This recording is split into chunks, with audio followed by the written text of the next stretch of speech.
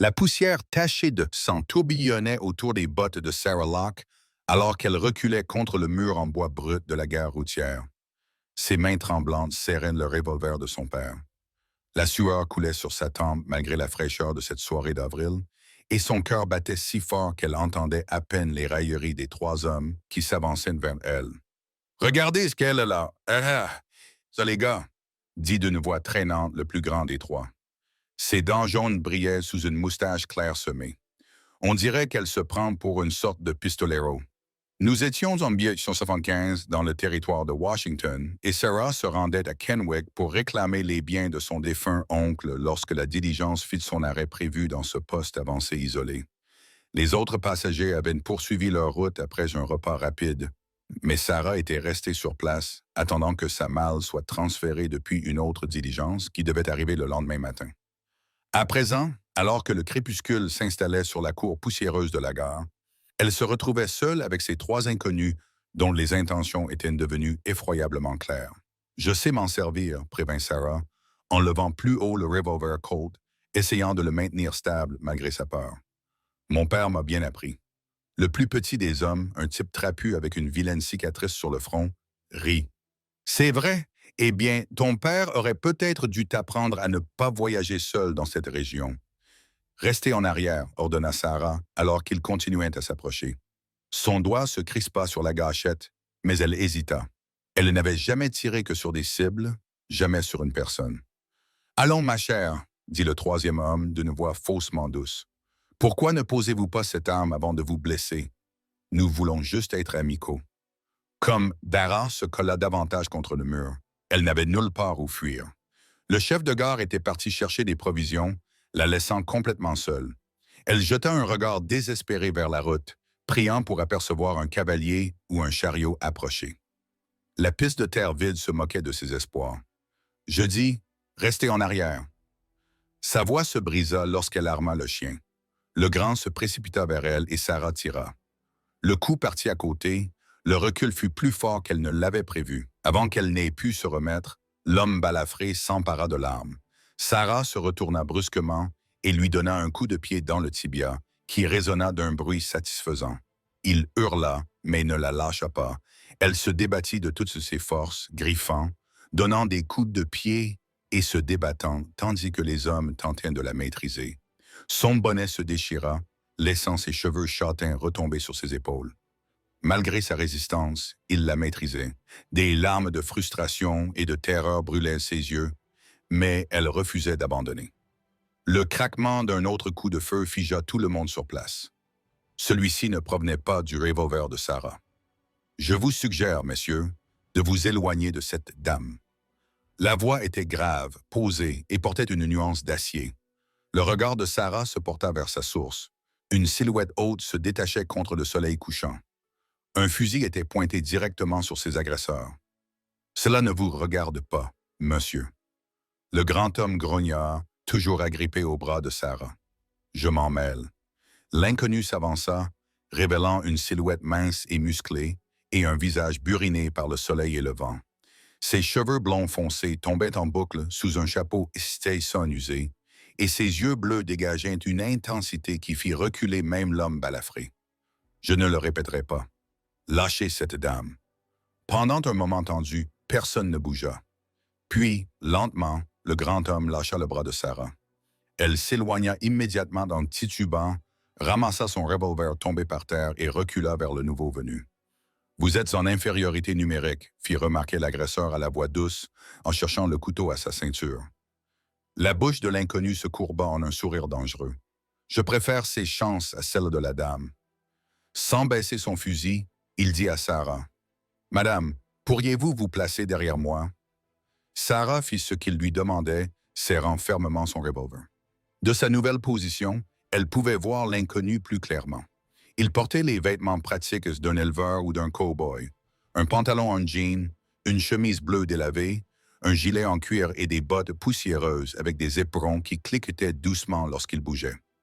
«Vous avez deux choix, les gars», dit calmement le cow-boy. «Vous pouvez faire demi-tour, monter à cheval et partir d'ici, ou vous pouvez tenter votre chance, et je vous promets qu'au moins l'un d'entre vous ne vivra pas assez longtemps pour le regretter. Il changea légèrement de position. À vous de décider. Les trois hommes échangèrent des regards. Finalement, le plus grand cracha dans la poussière. Allez, les gars, ce bout de calicot ne vaut pas la peine de mourir. Ils reculèrent lentement, sans quitter le fusil des yeux. Quand ils atteignirent leurs chevaux, attachés au poteau d'attache, ils montèrent un selle et s'éloignèrent, jetant des regards sombres par-dessus leur épaule. Ce n'est que lorsqu'ils ne furent plus que des points à l'horizon que le cow-boy baissa son fusil. Il se tourna vers Sarah, l'inquiétude se lisant dans ses yeux bleus. « Êtes-vous blessée, madame? » Sarah se rendit compte qu'elle tremblait. Maintenant que le danger immédiat était passé, le choc commençait à se faire sentir. Non, juste secouée. Elle redressa les épaules, déterminée à ne pas paraître complètement impuissante. « Merci de votre intervention, Monsieur Archer. » Adam Archer, il toucha le bord de son chapeau. « Et je vous en prie, Mademoiselle Lokach. » Sarah Lokach. Elle lissa sa jupe froissée d'une main, tout en serrant le revolver de l'autre. Adam fit un signe de tête vers l'arme. « Vous vous êtes bien débrouillé. » La plupart des gens auraient complètement paniqué. Un rire sans humour lui échappa. J'étais complètement paniqué. Je ne voulais simplement pas qu'il le sache. Ses yeux se plissèrent au coin. C'est une compétence en soi. Il jeta un coup d'œil autour de la cour vide de la gare. « Vous voyagez seul, Madame Lokach? » Sarah hésita, ne voulant pas afficher sa vulnérabilité, mais il semblait inutile de faire semblant maintenant. « Oui, je me rends à Kennewick pour régler les affaires de mon oncle.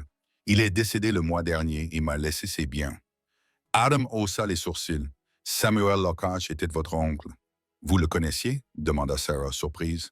Tout le monde à Kennewick connaissait Sam Lokach. C'était un homme bien. Toutes mes condoléances. Il marqua une pause, l'air pensif. Cette propriété se trouve à environ 5 kilomètres de chez moi. Sarah ne savait pas trop comment réagir à cette information, alors elle changea de sujet. La diligence a continué sans moi, car j'attends l'arrivée de ma malle demain. Le chef de gare est parti chercher des provisions. Elle s'interrompit, réalisant à quel point elle était encore vulnérable, comme s'il lisait dans ses pensées. Adam dit, « Madame, je ne veux pas vous alarmer davantage, mais ces hommes pourraient me faire demi-tour une fois qu'ils penseront que je suis parti. Je me sentirais mieux si vous n'étiez pas seul ici. » Sarah se mordit la lèvre. Dans des circonstances normales, elle n'aurait jamais envisagé de partir avec un inconnu, aussi honorable soit-il, mais la situation était loin d'être normale. « J'apprécie votre sollicitude, monsieur le voyageur, mais je peux vous emmener à la pension de la veuve Cooper à Kennewick, l'interrompit-il. C'est un endroit respectable, et elle pourra envoyer quelqu'un chercher votre malle demain. » Sarah hésita. « C'est très gentil, mais je ne voudrais pas vous déranger. » L'expression d'Adam s'adoucit. « Mademoiselle Lokach, je retournais de toute façon en ville. Cela ne me dérange pas. » Il fit une pause, puis ajouta doucement. « Vous vous êtes battu courageusement, mais vous ne devriez pas avoir à vous battre seul. Pas ici, pas maintenant. » Quelque chose dans son ton incita Sarah à le regarder droit dans les yeux. Il y avait de la compassion et du respect, mais aucune pitié ni condescendance. C'était rafraîchissant après les attitudes condescendantes qu'elle avait rencontrées depuis son départ de Philadelphie. « Ces hommes, dit-elle soudainement, les connaissez-vous? » Adam serra la mâchoire. « Je les ai vus dans les environs. Ils travaillent pour un homme nommé Victor Blackstone, qui achète des terres partout dans le territoire. » Ses yeux se plissèrent, y compris les propriétés adjacentes à celles de vos oncles. Un frisson parcourut Sarah. « Vous pensez qu'ils savent qui je suis? Que je suis ici pour revendiquer la propriété? C'est possible. » Adam vérifia son fusil avant de le glisser dans le fourreau sur son cheval. Raison de plus pour ne pas rester ici seul. Sarah prit sa décision. « Très bien, Monsieur Archer, j'accepte votre offre, » dit-il en hochant la tête, visiblement soulagé. « Laissez-moi vous aider à rassembler vos affaires. » 10 minutes plus tard, Sarah était installée de manière quelque peu inconfortable sur le cheval d'Adam, attaché derrière la selle. Adam se hissa derrière elle, gardant une distance respectueuse tout en lui apportant son soutien. « Prête, Madame Lokach? » demanda-t-il, son souffle chaud contre son oreille. Sarah acquiesça, essayant de ne pas penser à quel point cette situation semblerait inappropriée à ses amis de Philadelphie. Mais ils étaient dans le territoire de Washington, où la survie dépendait souvent de la confiance accordée à des étrangers. Alors qu'ils se mettaient en route vers Kinnick, le soleil couchant peignant le paysage de teintes dorées et cramoisies, Sarah ne pouvait s'empêcher de réfléchir au tournant inattendu que prenait son voyage. Juste avant qu'il n'atteigne le sommet de la première colline, la voix calme d'Adam parvint à elle par-dessus le rythme régulier des sabots du cheval. Mademoiselle Lakatch, oui, Monsieur Archer, vous êtes une battante. Mais à partir de maintenant, vous n'aurez plus jamais à vous battre seul. Pas à Kennewick. C'était une simple affirmation, pas une promesse ni une déclaration. Pourtant, quelque chose dans la certitude de sa voix poussa Sarah à le croire.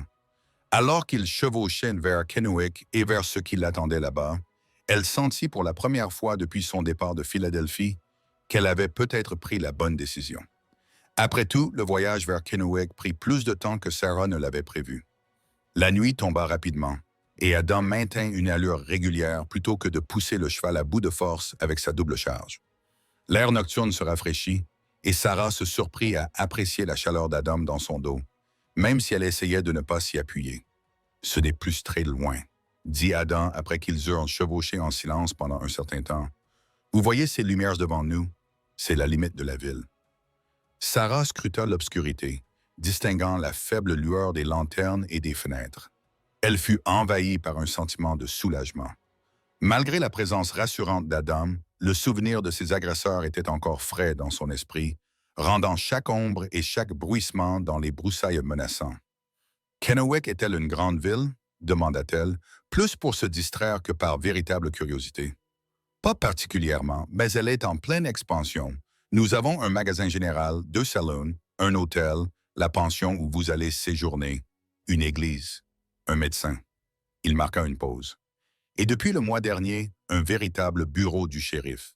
Cela semble assez civilisé par rapport à ce à quoi je m'attendais. » Adam gloussa, et le son résonna dans son dos. « Ne vous inquiétez pas, Master Catch. C'est encore assez sauvage pour que ça reste intéressant. » Alors qu'ils entraient dans la ville, Sarah observa les bâtiments en bois qui bordaient la large rue principale.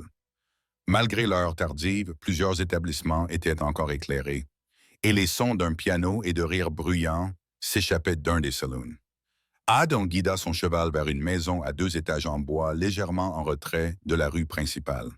Une pancarte indiquant « Pension Cooper » était accrochée sous l'avant-toit et une lumière chaleureuse se déversait par les fenêtres du rez-de-chaussée. « Madame Cooper respecte des horaires raisonnables, » dit Adam en descendant de cheval, « mais elle laisse toujours une lampe allumée pour les arrivées tardives. » Il tendit la main pour aider Sarah à descendre, ses mains fermes autour de sa taille alors qu'il la soulevait sans effort pour la poser au sol. Sarah lissa sa robe de voyage froissée, soudain consciente de son apparence débraillée. « Je dois avoir l'air affreuse, » murmura-t-elle en essayant de remettre en place les mèches rebelles de sa coiffure autrefois soignée. Adam la regarda de haut en bas, une admiration évidente dans les yeux, malgré son état débraillé. « Vous avez l'air d'une femme qui a survécu à une épreuve avec courage et dignité, » dit Mademoiselle Lakatch.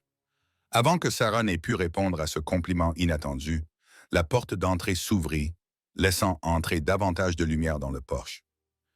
Une femme corpulente aux cheveux gris, vêtue d'une robe simple et d'un tablier blanc, se tenait dans l'encadrement de la porte. « Adam Archer, c'est vous qui rôdez sur mon porche à cette heure-ci. » Son ton était réprobateur mais affectueux. « Bonsoir, Madame Cooper. Désolé de vous déranger, mais j'ai amené une invitée qui a besoin d'un logement. » Adam s'avança, faisant signe à Sarah de le rejoindre. « Voici Mademoiselle Sarah Lakatch, la nièce de Samuel Locke, de Philadelphie. Elle a eu des problèmes à la gare routière. » L'expression de Madame Cooper passa instantanément de la suspicion à l'inquiétude. « Mon Dieu, entrez, entrez, mon enfant. » Elle descendit les marches avec une agilité surprenante pour une femme de son âge et prit Sarah par le bras. « Pauvre chérie, vous devez être épuisée et morte de peur. »« Je vais très bien, grâce à Monsieur Archer, » l'assura Sarah, se laissant conduire vers la maison. Elle jeta un coup d'œil à Adam, qui récupérait sa valise sur son cheval. « Bien sûr, ma chère, mais vous vous sentirez mieux après un repas chaud et une bonne nuit de sommeil, » dit Madame Cooper avec fermeté. Elle regarda Adam. « Et quel était exactement ce problème à la gare, Adam? » L'expression d'Adam s'assombrit. « 3 des hommes de Blackstone importunaient Mademoiselle Lakatch lorsque je suis tombé sur eux. » Les lèvres de Madame Cooper se serrèrent en une fine ligne. « Cet homme devient de plus en plus audacieux. Elle serra le bras de Sarah dans un geste protecteur.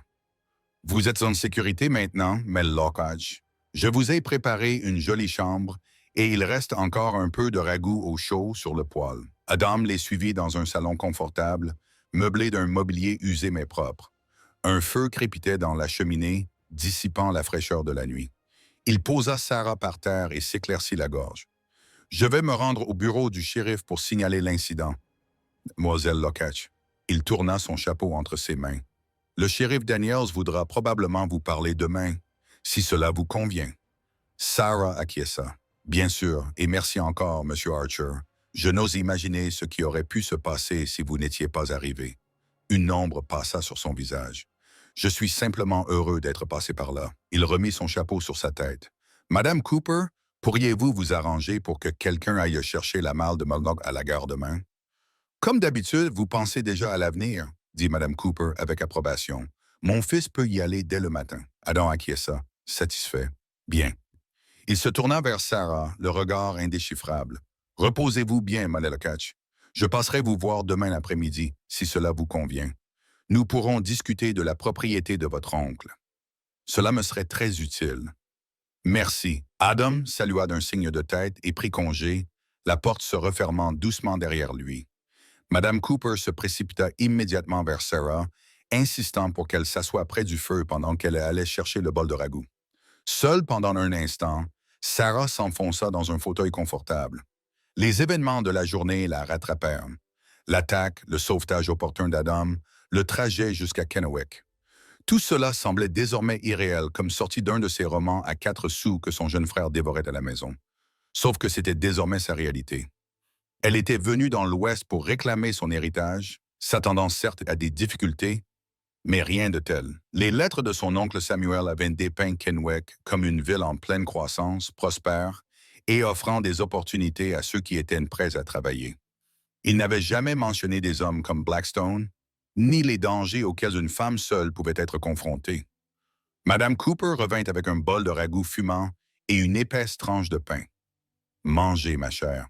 Vous vous sentirez plus forte avec quelque chose dans l'estomac. » Sarah n'avait pas réalisé à quel point elle avait faim jusqu'à ce que l'odeur du ragoût savoureux lui parvienne. Elle mangea avec gratitude pendant que Madame Cooper s'affairait à préparer une chambre à l'étage. « Votre Monsieur Archer est un homme bien, » remarqua Madame Cooper à son retour. « L'un des meilleurs de Kennewick, même s'il reste plutôt discret. Ce n'est pas vraiment mon Monsieur Archer, » corrigea Sarah doucement, sentant ses joues rougir. Madame Cooper sourit d'un air entendu. « Peut-être pas encore, ma chère. Mais je connais Adam Archer depuis 5 ans maintenant, et je ne l'ai jamais vu regarder une femme comme il vous regarde. » Avant que Sarah n'ait le temps de protester davantage, Madame Cooper poursuivit. « Maintenant, parlez-moi de vous, Mlle Lockhart. » La maman. Samuel avait mentionné sa nièce de Philadelphie dans ses lettres, mais il n'avait pas donné beaucoup de détails. Reconnaissante de ce changement de sujet, Sarah expliqua sa situation, comment elle travaillait comme enseignante à Philadelphie lorsque la nouvelle du décès de son oncle lui était parvenue. Ses 2 parents étant décédés et son jeune frère récemment marié, il n'y avait plus grand-chose qui la retenait dans l'Est. L'héritage laissé par son oncle Samuel, comprenant un petit ranch et quelques terres supplémentaires, lui avait semblé être un signe du destin lui offrant une nouvelle direction pour sa vie. « J'ai toujours été attiré par l'Ouest, » admit Sarah. La liberté, les opportunités, les lettres de mon oncle Samuel le faisaient paraître presque magique. « Ça peut l'être, » acquiesça Madame Cooper. « Mais ça peut aussi être dur et impitoyable. Samuel avait raison de t'encourager, cependant. Tu sembles avoir l'esprit nécessaire pour t'épanouir ici. » Elle tapota la main de Sarah. « Et maintenant, tu devrais te reposer. Tu as eu assez d'émotions pour aujourd'hui. » Sarah ne pouvait pas contester cela et suivit Madame Cooper. À l'étage, on lui montra une petite chambre confortable avec un lit en laiton, un lavabo et une commode. Une couette colorée ornait le lit et des rideaux encadraient la fenêtre donnant sur la rue principale. « Les salles de bain se trouvent au bout du couloir, » expliqua Madame Cooper. « Il y a de l'eau fraîche dans la cruche et des serviettes dans le tiroir. Le petit déjeuner est servi de 6 heures à 8 heures. » Elle s'arrêta à la porte. « Dormez bien, Mademoiselle Locke. Vous êtes en sécurité ici. » Une fois Madame Cooper partie, Sarah s'effondra sur le bord du lit, soudainement submergée par l'émotion. Elle avait été tellement concentrée sur son objectif d'atteindre Kennewick, de réclamer son héritage et de prendre un nouveau départ qu'elle n'avait pas vraiment pris en considération les défis qui l'attendaient. Les événements de la journée lui avaient brutalement rappelé à quel point elle était mal préparée. Et pourtant, Adam Archer était apparu comme un héros de roman au moment où elle avait le plus besoin de lui. Ses paroles résonnaient dans son esprit. Vous n'aurez plus jamais à vous battre seul. Pas à Kennewick. C'était un sentiment charmant, mais Sarah savait qu'il valait mieux ne pas compter sur les autres pour assurer sa sécurité. Demain, elle le remercierait comme il se doit pour son aide, puis elle établirait poliment les limites nécessaires pour une femme seule dans sa situation. La dernière chose dont elle avait besoin était de devenir le sujet des commérages dans sa nouvelle maison. Avec cette résolution bien en tête, Sarah se prépara à aller se coucher, ses pensées dérivant vers ce que la matinée lui réservait et vers une paire d'yeux bleus intenses qu'il avait regardés avec une admiration si inattendue. Le matin arriva, avec ses rayons de soleil doré filtrant à travers les rideaux et l'arôme du café et du bacon qui montait de la cuisine. Sarah se réveilla plus reposée qu'elle ne l'aurait cru possible après les épreuves de la veille. Elle enfila l'une de ses robes les plus simples, une robe pratique en coton bleu avec un bustier minimaliste, et arrangea ses cheveux en un simple chignon dans la nuque. Lorsqu'elle descendit dans la salle à manger, elle trouva 4 autres pensionnaires déjà attablés pour le petit déjeuner. 2 messieurs âgés qui, apprit-elle, étaient des géomètres ferroviaires, une jeune femme qui travaillait au magasin général et une femme d'âge moyen présentée comme l'institutrice du village. Bob Mel Lockett va reprendre la propriété de Samuel, expliqua Madame Cooper en servant à Sarah une généreuse assiette d'œufs, de bacon et de biscuits. La propriété de Samuel Locke. L'institutrice, Madame Hollister, haussa les sourcils. C'est une sacrée entreprise pour une jeune femme seule. Je n'ai pas peur du travail, répondit Sarah d'un ton calme, en tartinant du beurre sur un biscuit. Oh, ce n'est pas le travail qui me préoccupe, dit Madame Hollister. C'est l'emplacement, maintenant que Blackstone rachète tout autour. Harriet, arrête! Cooper l'interrompit fermement. Laissez Mel Lockett profiter de son petit déjeuner avant de commencer avec tout ça. Madame Hollister semblait vouloir en dire plus, mais elle se contenta de lancer un regard significatif à Sarah avant de retourner à son repas. Après le petit déjeuner, Sarah rencontra le fils de Madame Cooper, Thomas, un jeune homme costaud aux yeux bienveillants de sa mère, qui s'apprêtait à récupérer sa malle à la gare routière. Sarah lui fournit le billet réclamé et une description de la malle. Elle ressentit une nouvelle vague de gratitude envers Adam pour avoir suggéré cet arrangement. N'ayant rien d'autre à faire en attendant l'arrivée de ses affaires, Sarah décida d'explorer Kennewick. Madame Cooper lui proposa de l'accompagner, mais Sarah refusa poliment, assurant à la vieille dame qu'elle resterait dans les limites de la ville et qu'elle serait de retour bien avant la tombée de la nuit. À la lumière du jour, Kennewick était une communauté animée, plus grande et plus établie que Sarah ne l'avait imaginé. La rue principale était bordée de trottoirs en bois devant lesquels s'alignaient divers commerces. Un magasin général, une chapellerie, une banque, un hôtel et plusieurs autres établissements, dont les 2 saloons mentionnés par Adam. Les gens lui faisaient un signe de tête poli lorsqu'elle passait, et plusieurs lui lançaient des regards curieux, ce qui suggérait que la nouvelle de son arrivée s'était déjà répandue. Sarah se rendit au magasin général, pensant acheter quelques articles de première nécessité en attendant l'arrivée de sa malle. La clochette tinta joyeusement lorsqu'elle entra, et elle fut immédiatement enveloppée par le mélange caractéristique d'arômes qui semblait universel dans ce genre d'établissement. Café, cuir, tabac et d'épices. « Bonjour, dit un homme d'âge moyen derrière le comptoir. Vous devez être Msel Lockett.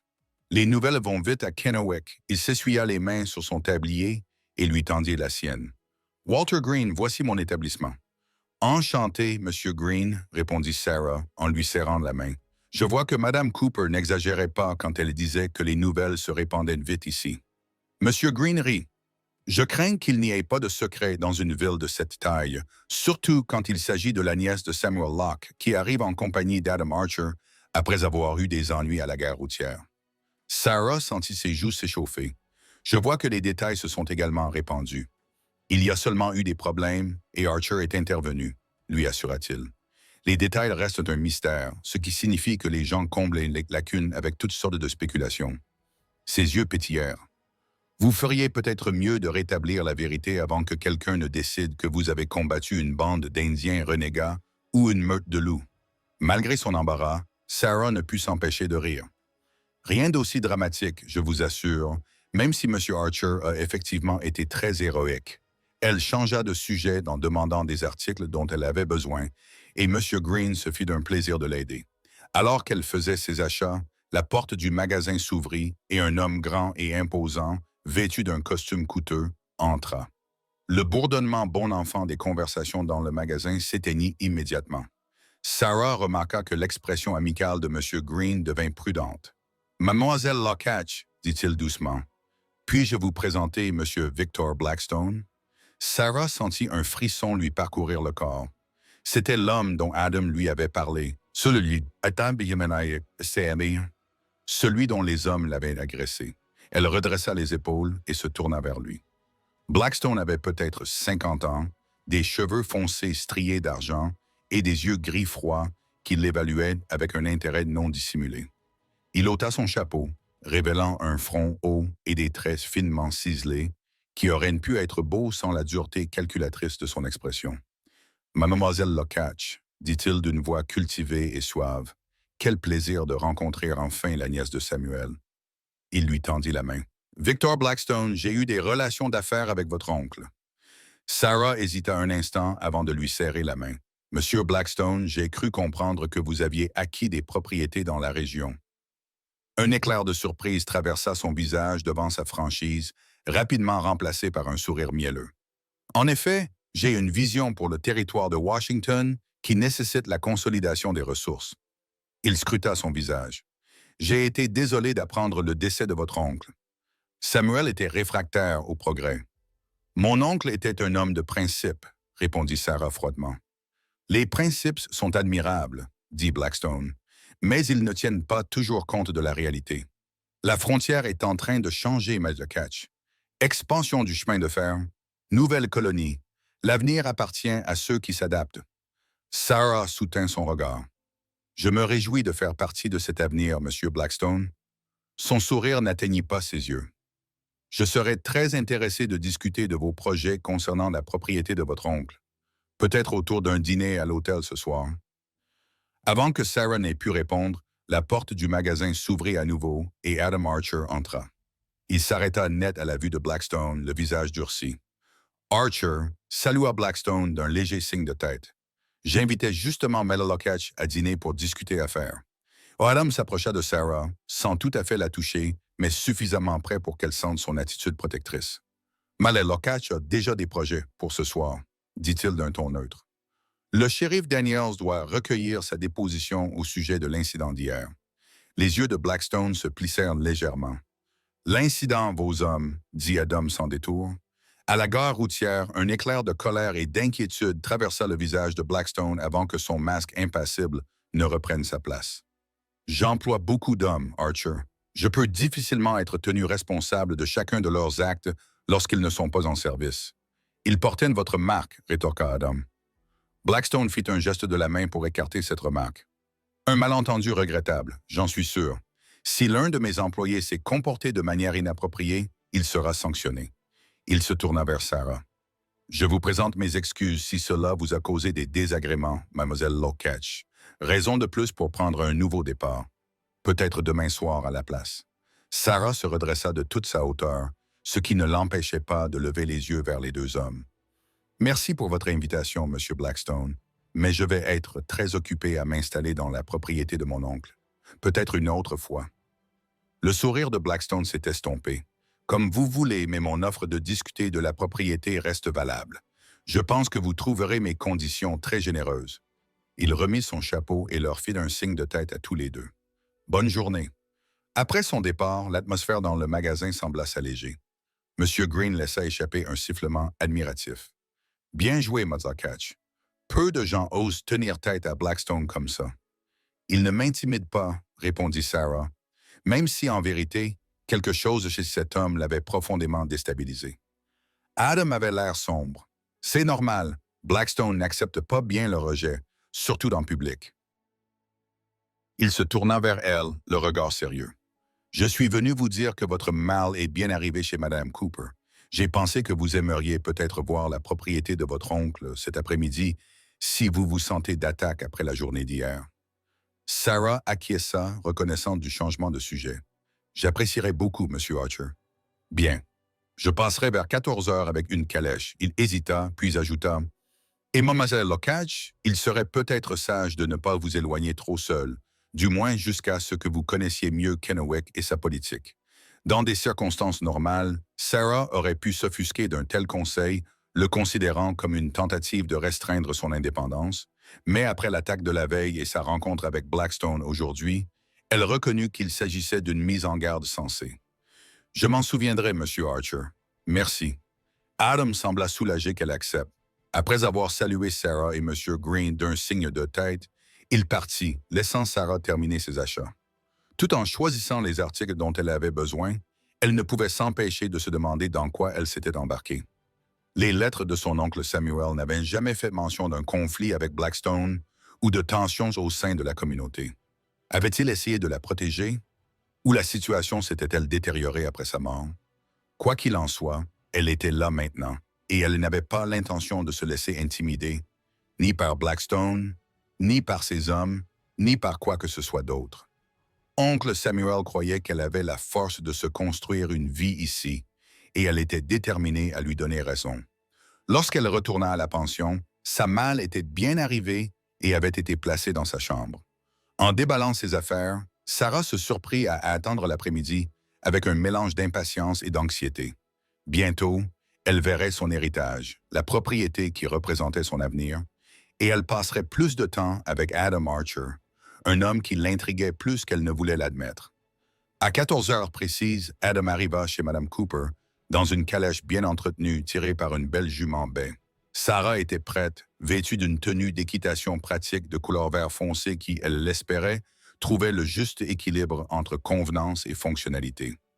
Elle avait ajouté un petit chapeau avec un voile modeste, à la fois pour se protéger du soleil et pour apporter une touche d'élégance féminine.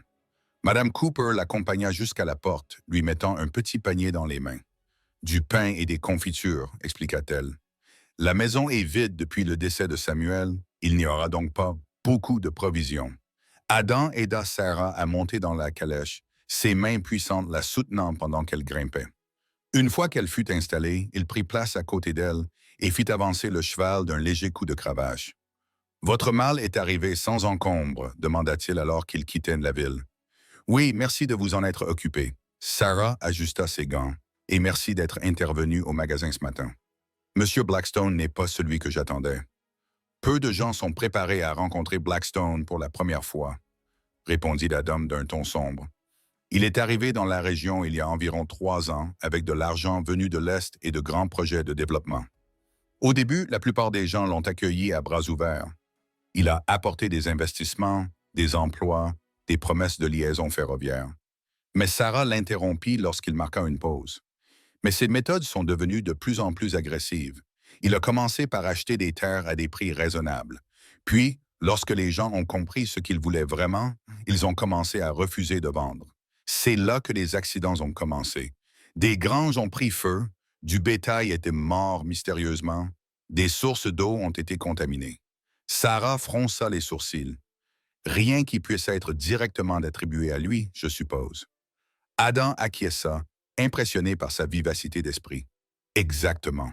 Et lorsqu'un propriétaire avait subi suffisamment de malchance, Blackstone lui faisait une offre bien inférieure à sa proposition initiale, mais suffisante pour permettre à la victime de recommencer ailleurs.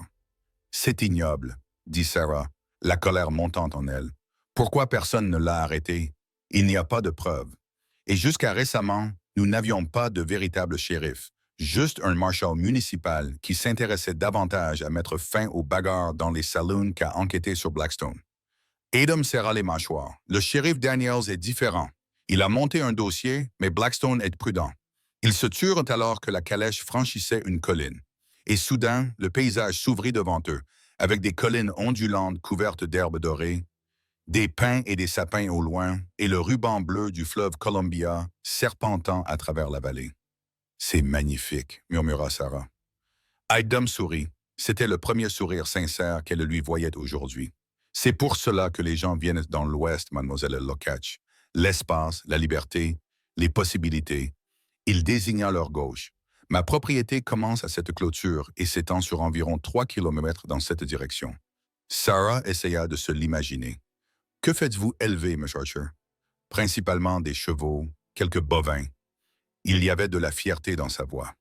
J'ai mis en place un programme d'élevage pour obtenir des animaux de qualité. Ils commencent à être reconnus. C'est impressionnant, dit Sarah sincèrement. Avez-vous créé le ranch vous-même? Adam acquiesça.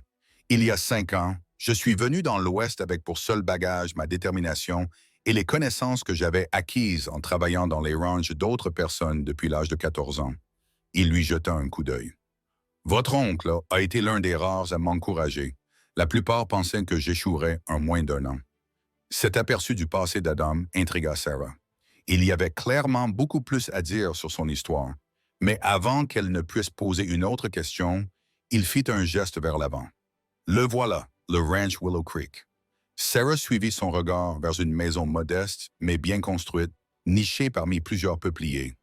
Une petite grange et un corral se trouvaient à proximité, et un ruisseau, sans doute Willow Creek, qui avait donné son nom à la propriété, serpentait à travers le pâturage au-delà. Ce n'était en aucun cas grandiose, mais ses proportions et son emplacement avaient quelque chose de immédiatement attrayant. Alors qu'il s'approchait, les yeux de Sarah se remplirent soudainement de larmes. C'était la maison de l'oncle Samuel, l'endroit d'où il avait écrit ses lettres chaleureuses et encourageantes. Maintenant, c'était la sienne. Adam ralentit la calèche lorsqu'ils arrivèrent à la barrière, semblant percevoir sa réaction émotionnelle. « Votre oncle était fier de cet endroit, dit-il doucement. Il l'a construit en grande partie lui-même. » Sarah acquiesça, ne se fiant pas à sa voix. Adam sauta à terre et ouvrit la barrière, puis conduisit la calèche jusqu'à la maison. Lorsqu'il l'aida à descendre, ses mains s'attardèrent un instant de plus que nécessaire sur sa taille. « Merci, murmura-t-elle, très consciente de sa proximité. Adam s'éclaircit la gorge et recula. Voyons si la clé fonctionne. Le shérif Daniels avait fait fermer l'endroit après les funérailles. Sarah sortit la clé du réticule qui lui avait été envoyé avec le testament de son oncle Samuel et s'approcha de la porte d'entrée. Elle tourna facilement dans la serrure et la porte s'ouvrit avec un léger grincement. À l'intérieur, la maison était simple mais confortable. Une pièce principale avec une cheminée en pierre, un coin cuisine sur un côté et des portes menant à ce que Sarah supposait être des chambres. Tout était propre et recouvert d'une fine couche de poussière. La lumière de l'après-midi pénétrait par les fenêtres, illuminant les mouches qui dansaient dans l'air. « C'est parfait, » dit Sarah doucement. Adam la dépassa pour ouvrir les fenêtres et laisser entrer l'air frais. « Il y a quelques travaux à faire, » prévint-il. Samuel avait prévu d'agrandir la cuisine et d'ajouter une autre chambre, mais sa santé avait commencé à décliner l'hiver dernier. « Je ne savais pas qu'il était malade, » dit Sarah en passant la main sur la table en bois massif qui trônait dans la pièce principale. Il n'en avait jamais parlé dans ses lettres. Samuel ne voulait inquiéter personne. Adam s'adoucit. Il parlait souvent de vous, cependant, il était très fier lorsque vous êtes devenue enseignante. Cela toucha profondément Sarah. Il m'a encouragé alors que mes parents pensaient qu'il était inconvenant pour une jeune femme de poursuivre ses études au-delà de ce qui était nécessaire pour trouver un mari. Adam esquissa un demi-sourire. Samuel avait des idées peu conventionnelles sur les capacités des femmes. Il disait que sa nièce avait plus de bon sens et de détermination que la plupart des hommes qu'il connaissait. Il était partial, dit Sarah, mais elle ne put s'empêcher d'être flattée. Ils continuèrent à explorer la maison, Adam lui montrant les différentes pièces et lui expliquant certaines des innovations de Samuel. La porte arrière donnait sur un petit jardin, aujourd'hui envahi par la végétation, mais où l'on pouvait encore voir la rose soigneusement entretenue que l'oncle Samuel avait plantée. Il était particulièrement fier de ses tomates, remarqua Adam, en observant les vignes enchevêtrées. Au-delà du jardin se trouvaient la grange et le corral. À l'intérieur de la grange, ils trouvèrent Tac soigneusement suspendu à des crochets et des stalles qui avaient été nettoyés et remplis de paille fraîche. « J'ai vérifié que tout allait bien, » expliqua Adam, lorsque Sarah fit remarquer l'état impeccable de la grange. « J'ai nourri les poules et je me suis assuré que l'endroit ne tombait pas en ruine. Sarah se tourna vers lui, profondément émue. C'était incroyablement attentionné, Monsieur Archer. Je ne sais pas comment vous remercier. Adam, dit-il soudainement, je pense que dans ces circonstances, vous pouvez m'appeler Adam. Ses yeux bleus fixaient en ceux de Sarah, qui sentit son estomac se nouer, sans que cela ait quoi que ce soit à voir avec la faim ou la fatigue. Alors vous devez m'appeler Sarah, répondit-elle d'une voix légèrement tremblante. Un moment s'écoula entre eux, chargé de possibilités tacites. Alors Adam s'est éclairci la gorge et a fait un geste vers un petit paddock derrière la grange. Samuel avait un bon cheval de selle et un cheval de labour. Après son décès, je les ai amenés chez moi pour m'en occuper correctement. Je peux vous les ramener quand vous serez prête. Le caractère pratique de cette déclaration ramena Sarah à la réalité. Il y avait tant de choses à prendre en compte. Le bétail, les récoltes, l'entretien de la propriété. Pouvait-elle vraiment gérer tout cela seule? Comme s'il lisait dans ses pensées, Adam dit « Je sais que cela fait beaucoup à assimiler, mais vous n'avez pas à tout décider aujourd'hui, et vous ne serez pas sans aide. Je vous en suis reconnaissante, dit Sarah, sincèrement touchée. Mais je ne veux pas abuser indéfiniment de votre gentillesse. Ce n'est pas un abus, répondit Adam d'une voix ferme. Samuel m'a beaucoup aidé à mes débuts. Il m'a beaucoup appris sur l'élevage dans cette région. Je serais un piètre voisin si je ne lui rendais pas l'appareil. Ils retournèrent à la maison et Sarah déballait le panier de Mme Cooper dans la cuisine. Adam alluma un petit feu dans la cheminée pour réchauffer l'atmosphère et ils partagèrent un repas simple composé de pain, de confiture et de café qu'Adam avait préparé à partir des provisions qu'il avait judicieusement apportées. Assis à la table de la cuisine, la lumière de fin d'après-midi projetant de longues ombres sur le sol, Sarah se détendit en compagnie d'Adam. Il était facile de discuter avec lui. Il était cultivé sans être condescendant et semblait sincèrement intéressé par son opinion sur la propriété. Le terrain s'étend sur environ 1 kilomètre dans cette direction, expliqua-t-il en montrant l'ouest à travers la fenêtre. Il comprend d'un bon accès à l'eau et d'excellentes terres de pâturage. Samuel élevait environ 30 têtes de bétail et cultivait suffisamment pour être presque autosuffisant. Cela semble gérable, dit Sarah, essayant de paraître plus confiante qu'elle ne l'était. Ses connaissances en matière d'agriculture et d'élevage étaient essentiellement théoriques, tirées de livres et des lettres de son oncle. Adam hésita puis dit prudemment, « Il y a une autre option. Si vous ne souhaitez pas vous lancer dans l'élevage, vous pourriez louer les pâturages à des éleveurs voisins, comme moi par exemple. Cela vous assurerait un revenu stable pendant que vous décidez de la direction que vous souhaitez prendre. » Sarah réfléchit à cette proposition. « Ce n'est pas une mauvaise idée, du moins au début. J'ai beaucoup à apprendre avant de pouvoir gérer une exploitation avec succès. » « Vous apprendrez vite, dit Adam avec une conviction inattendue. Samuel a toujours dit que tu avais l'esprit vif. Néanmoins, je ne suis pas trop fier pour reconnaître mes limites. Sarah posa sa tasse de café. Je serais intéressé de discuter des conditions de location si tu es sérieuse au sujet de cette offre. Je le suis. Adam avait l'air satisfait. Nous pouvons régler les détails plus tard. Pour l'instant, finissons de te montrer les limites de la propriété afin que tu saches exactement ce dont tu as hérité. Ils passèrent 1 heure supplémentaire à parcourir le périmètre du ranch. Adam lui indiqua les points de repère et lui expliqua les caractéristiques saisonnières du terrain. Lorsqu'ils revinrent à la calèche, le soleil commençait à se coucher, peignant le paysage de riches couleurs dorées et violettes. « Nous devrions rentrer, dit Adam en aidant Sarah à remonter dans la calèche. Madame Cooper s'inquiète si ces bordures ne sont pas installées avant la tombée de la nuit. Alors qu'ils retournaient en ville, Sarah se surprit à regretter que la journée touche à sa fin. Malgré les complications avec Blackstone et la perspective intimidante de gérer le ranch, elle se sentait plus en paix qu'elle ne l'avait été depuis des mois. Il y avait quelque chose dans cette terre, dans Kennewick. Et oui, peut-être aussi quelque chose chez l'homme à ses côtés qui lui donnait le sentiment d'avoir trouvé sa place. « Adam, dit-elle alors que les lumières de la ville apparaissaient, « merci pour aujourd'hui, pour tout. » Il lui jeta un coup d'œil, le regard doux dans la lumière déclinante. « De rien, Sarah. Je pensais ce que j'ai dit hier. Tu n'es pas seule ici. » La façon dont il prononça son nom avec une telle douceur fit battre le cœur de Sarah un peu plus vite. Elle savait qu'il était trop tôt, trop impulsif, pour ressentir une telle attirance pour un homme qu'elle connaissait à peine. Et pourtant, il existait entre eux un lien indéniable qui semblait transcender leur brève connaissance. Alors qu'ils arrivaient à la pension de Madame Cooper, Sarah décida d'être raisonnable. Elle avait besoin de temps pour s'installer, comprendre la dynamique de la communauté, être sûre de son choix. Se précipiter serait stupide. Adam l'aida à descendre de la calèche, ses mains fortes et fermes. « Le shérif Daniels aimerait vous voir demain matin pour votre déposition, dit-il. Je peux vous accompagner à son bureau à 9 heures si cela vous convient. » « D'accord, » répondit Sarah. Ils restèrent un moment face à face dans la pénombre, aucun des deux n'étant tout à fait prêt à se dire bonne nuit. Puis Mme Cooper ouvrit la porte d'entrée, laissant la lumière de la lampe se répandre sur le porche. « Vous voilà. Je commençais à m'inquiéter, dit-elle. Le dîner est presque prêt. » Le charme rompu, Sarah recula d'un pas. « Bonne nuit, Adam.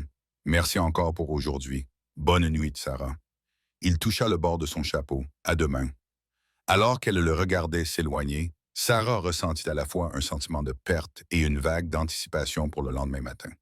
Quelle que soit la nature de ce qui se développait entre eux, cela semblait à la fois inévitable et juste, comme le changement des saisons ou le cours d'une rivière vers la mer. Ce qu'elle ne savait pas et ne pouvait pas savoir, c'était à quelle vitesse leur relation naissante allait être mise à l'épreuve, ni à quel point elle allait bientôt devoir faire appel au courage qui l'avait tant impressionné lors de leur première rencontre. La semaine suivante passa à toute vitesse pour Sarah. Sa déposition auprès du shérif Daniels avait été simple mais pénible, l'obligeant à raconter l'agression en détail. Le shérif, un homme sérieux au regard bienveillant, lui avait assuré qu'il mènerait une enquête approfondie, tout en la prévenant que sans preuve directe reliant Blackstone aux actes de ces hommes, il ne pouvait pas faire grand-chose officiellement. « Soyez vigilante, Mlle Locatch », lui avait-il conseillé. « Blackstone n'abandonne pas facilement quand il veut quelque chose. » Adam avait assisté à tout l'interrogatoire, sa présence rassurante. Après cela, il l'avait aidé à ouvrir un compte à la Kennewick Bank et lui avait présenté des personnalités importantes de la communauté, le médecin, le directeur de la banque, le pasteur et sa femme. Tout le monde avait été accueillant, même si Sarah avait détecté une certaine curiosité et une certaine lassitude à l'égard de ses projets concernant la propriété de son oncle Samuel. À la fin de la semaine, Sarah avait quitté la pension de Mme Cooper pour s'installer au Willow Creek Ranch. Adam avait amené les chevaux de son oncle, comme promis, une jument douce nommée Daisy et un hongre robuste appelé Buck, ainsi qu'un petit troupeau de poulets qui avait été temporairement hébergé dans son ranch. Il l'avait également aidé à prendre des dispositions avec le magasin général pour des livraisons régulières de fournitures et lui avait présenté Miguel Vasquez, un jeune homme compétent, qui avait accepté de l'aider dans les travaux les plus lourds du ranch 3 jours par semaine. À présent, assise sous le porche de sa nouvelle maison, Sarah admirait le coucher de soleil et s'émerveillait de la rapidité avec laquelle Kennewick lui était devenu familier. L'étrangeté initiale de la vie à la frontière s'estompait, remplacée par un sentiment croissant d'appartenance. Le bruit des sabots attira son attention vers la route où Adam approchait à cheval. Il avait été présent tout au long de la semaine, lui offrant ses conseils et son aide pratique sans jamais la faire se sentir incompétente ou dépendante.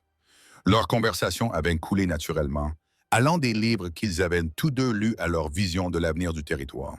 « Bonsoir, Sarah, » dit-il en descendant de cheval. « J'espère que je ne dérange pas ta tranquillité. » Sarah sourit, sincèrement ravie de le voir. « Pas du tout. Je me disais justement à quel point les choses ont changé en une semaine. » Adam attacha son cheval au poteau d'attache et la rejoignit sous le porche, s'installant dans le fauteuil à côté du sien. « Je me sens plus à l'aise que je ne l'aurais cru, » admit-elle, même si je me demande encore parfois dans quoi je me suis embarqué. Son rire était chaleureux dans la lumière déclinante. Ce sentiment ne disparaît jamais complètement ici. L'Ouest a le don de garder les gens humbles. Ils restèrent assis dans un silence confortable pendant quelques minutes, regardant les derniers rayons du soleil peindre les collines lointaines. Finalement, Adam se déplaça sur sa chaise, son expression devenant sérieuse. « J'ai entendu quelque chose en ville aujourd'hui qui m'inquiète, dit-il. Je pensais que tu devais le savoir. » Sarah se raidit. « À propos de Blackstone ?» Adam acquiesça. Il dit aux gens qu'il t'offre un prix généreux pour le ranch. Il donne l'impression que toute personne raisonnable accepterait. « Mais il ne m'a fait aucune offre, » protesta Sarah. « C'est sa tactique. Il prépare le terrain pour que tu aies l'air têtu ou déraisonnable si tu refuses. » Adam serra les mâchoires. Si l'opinion publique se retourne contre toi, il sait que tu seras plus isolé, plus vulnérable. Sarah réfléchit à cela. Donc, il essaie de manipuler la communauté contre moi avant même que j'aie eu la chance de m'y intégrer. Exactement. Adam semblait impressionné par sa compréhension rapide de la situation. Le shérif Daniels pense qu'il est important que les gens te voient comme quelqu'un qui s'engage pour Kennewick et non comme quelqu'un de passage ou qui cherche à faire un profit rapide. Que suggérez-vous? La célébration de l'anniversaire de la fondation de la ville aura lieu samedi prochain, dit Adam. Tout le monde sera là.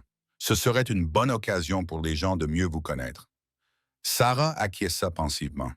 J'avais prévu d'y assister, mais je suppose que je pourrais me montrer plus sociable. Il y a autre chose, ajouta Adam, l'air légèrement mal à l'aise. La célébration comprend un bal dans la soirée. Peut-être.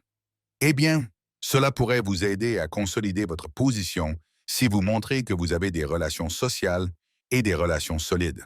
Sarah sentit ses joues s'échauffer lorsqu'elle comprit ce qu'il sous-entendait. Vous me demandez de vous accompagner au bal, Monsieur Archer? Cette formalité le fit sourire. Je crois que oui, Mademoiselle Locatch. Alors j'accepte, dit-elle en lui rendant son sourire.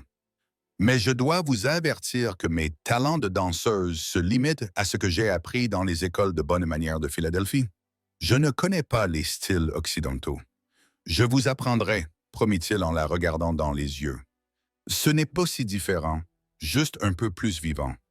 Quelque chose dans son regard fit battre le cœur de Sarah plus fort. Au cours de la semaine écoulée, leurs interactions étaient restées très correctes, avec seulement quelques regards insistants ou des mains qui se touchaient plus longtemps que nécessaire. Mais l'attirance entre eux était indéniable et se renforçait à chaque rencontre. Adam s'éclaircit la gorge, rompant ce moment chargé d'émotions. « Je suis venu pour une autre raison. J'ai rédigé un projet de contrat de location pour le pâturage dont nous avons discuté. » Il fouilla dans la poche de son gilet et en sortit un document plié. « Prenez le temps de le lire. Si les conditions vous semblent équitables, nous pourrons officialiser la chose à la banque la semaine prochaine. » Sarah prit le document.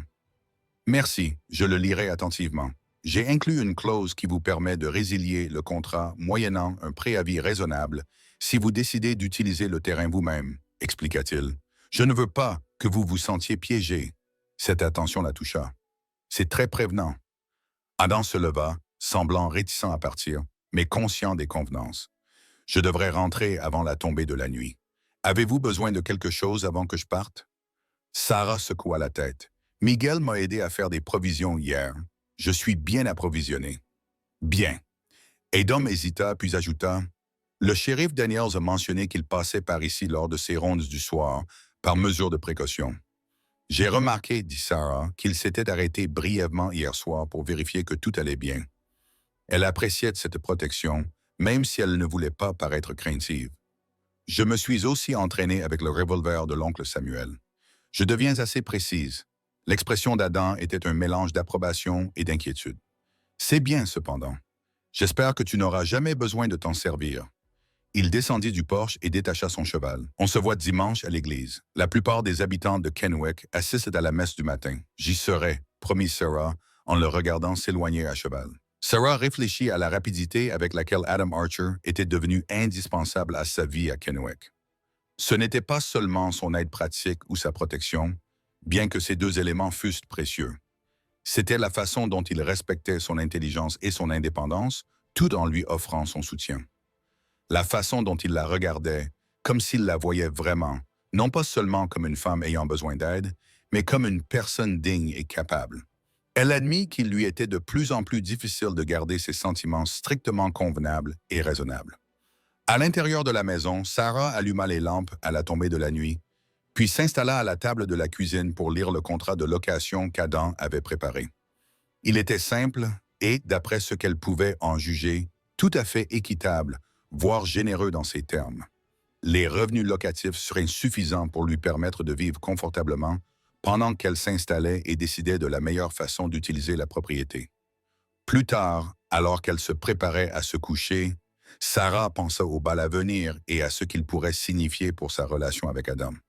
À Philadelphie, accepter d'être escortée par un homme à un événement public serait considérée comme une reconnaissance tacite d'une relation amoureuse. Était-ce la même chose ici, à Kennewick? Et si oui, était-elle prête à franchir ce pas? La réponse lui vint plus facilement qu'elle ne l'avait prévu. Oui, elle était prête, même impatiente, d'explorer ce qui pourrait se développer entre eux. Adam Archer ne ressemblait à aucun des hommes qu'elle avait rencontrés auparavant, alliant force et douceur, confiance et respect. Quand elle était avec lui, elle se sentait à la fois protégée et forte, une combinaison qu'elle ne pensait pas possible. Alors qu'elle sombrait dans le sommeil, la dernière pensée de Sarah fut pour les paroles d'Adam lors de cette première journée terrifiante. Tu n'auras plus jamais à te battre seul. À l'époque, cela lui avait simplement semblé rassurant. Aujourd'hui, cela ressemblait à une promesse de quelque chose de plus profond, de plus durable, quelque chose qu'elle commençait à désirer de tout son cœur. Le dimanche matin se leva, clair et lumineux. Sarah s'habilla avec un soin particulier, enfilant sa plus belle robe d'église, une création modeste mais saillante en soie bleu foncé, avec de la dentelle blanche au col et aux poignets. Elle se coiffa de manière plus élaborée que d'habitude, fixant ses cheveux avec des peignes en écailles de tortue qui avaient appartenu à sa mère. Miguel arriva tôt, comme convenu, pour atteler Daisy à la petite calèche que l'oncle Samuel gardait pour se rendre en ville. Bien que Sarah apprenait à conduire la calèche elle-même, elle était reconnaissante à Miguel de l'aider aujourd'hui, ce qui lui permettait de rester élégante pour aller à l'église. « Vous êtes très jolie, Mlle Lokach », commenta Miguel en l'aidant à monter dans la calèche. Sarah sourit au jeune homme. À 19 ans, Miguel était sérieux et travailleur, désireux d'apprendre la gestion d'un ranch afin de pouvoir un jour avoir son propre domaine. « Merci, Miguel. Ta famille ira-t-elle à l'église aujourd'hui? » Il acquiesça, le visage s'illuminant.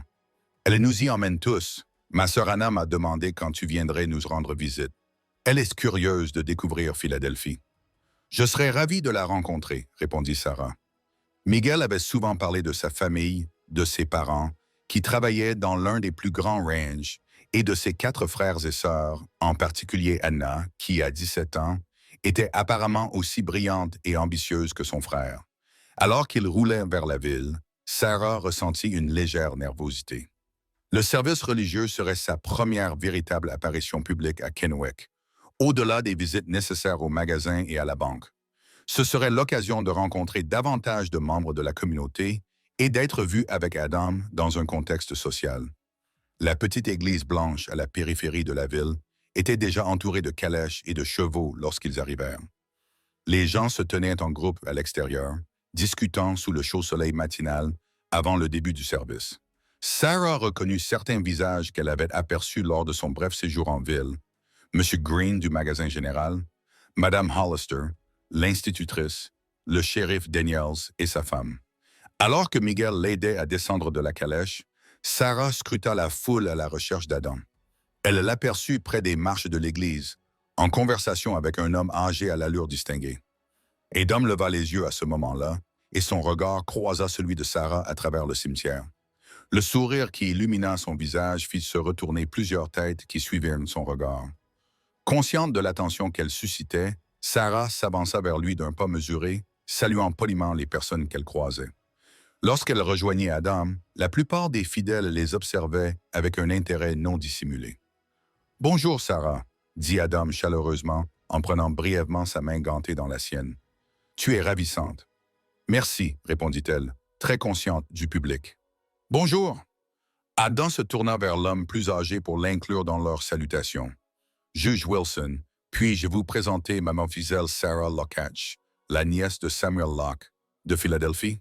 Sarah, voici le juge Elias Wilson, qui préside le tribunal territorial de ce district. » Le juge, un homme grand aux cheveux argentés et aux yeux bleus perçants, s'inclina légèrement. « Enchanté de vous rencontrer, mademoiselle Lokach. » Samuel était un bon ami. Il parlait souvent de vous avec beaucoup de fierté. « Tout le plaisir est pour moi, juge Wilson, » répondit Sarah. « J'espère être à la hauteur de la confiance que mon oncle m'accordait. D'après ce que j'ai pu observer jusqu'à présent, vous vous en sortez admirablement bien, » dit le juge avec approbation. Tout le monde n'aurait pas le courage de s'occuper d'une propriété frontalière, surtout compte tenu des complications.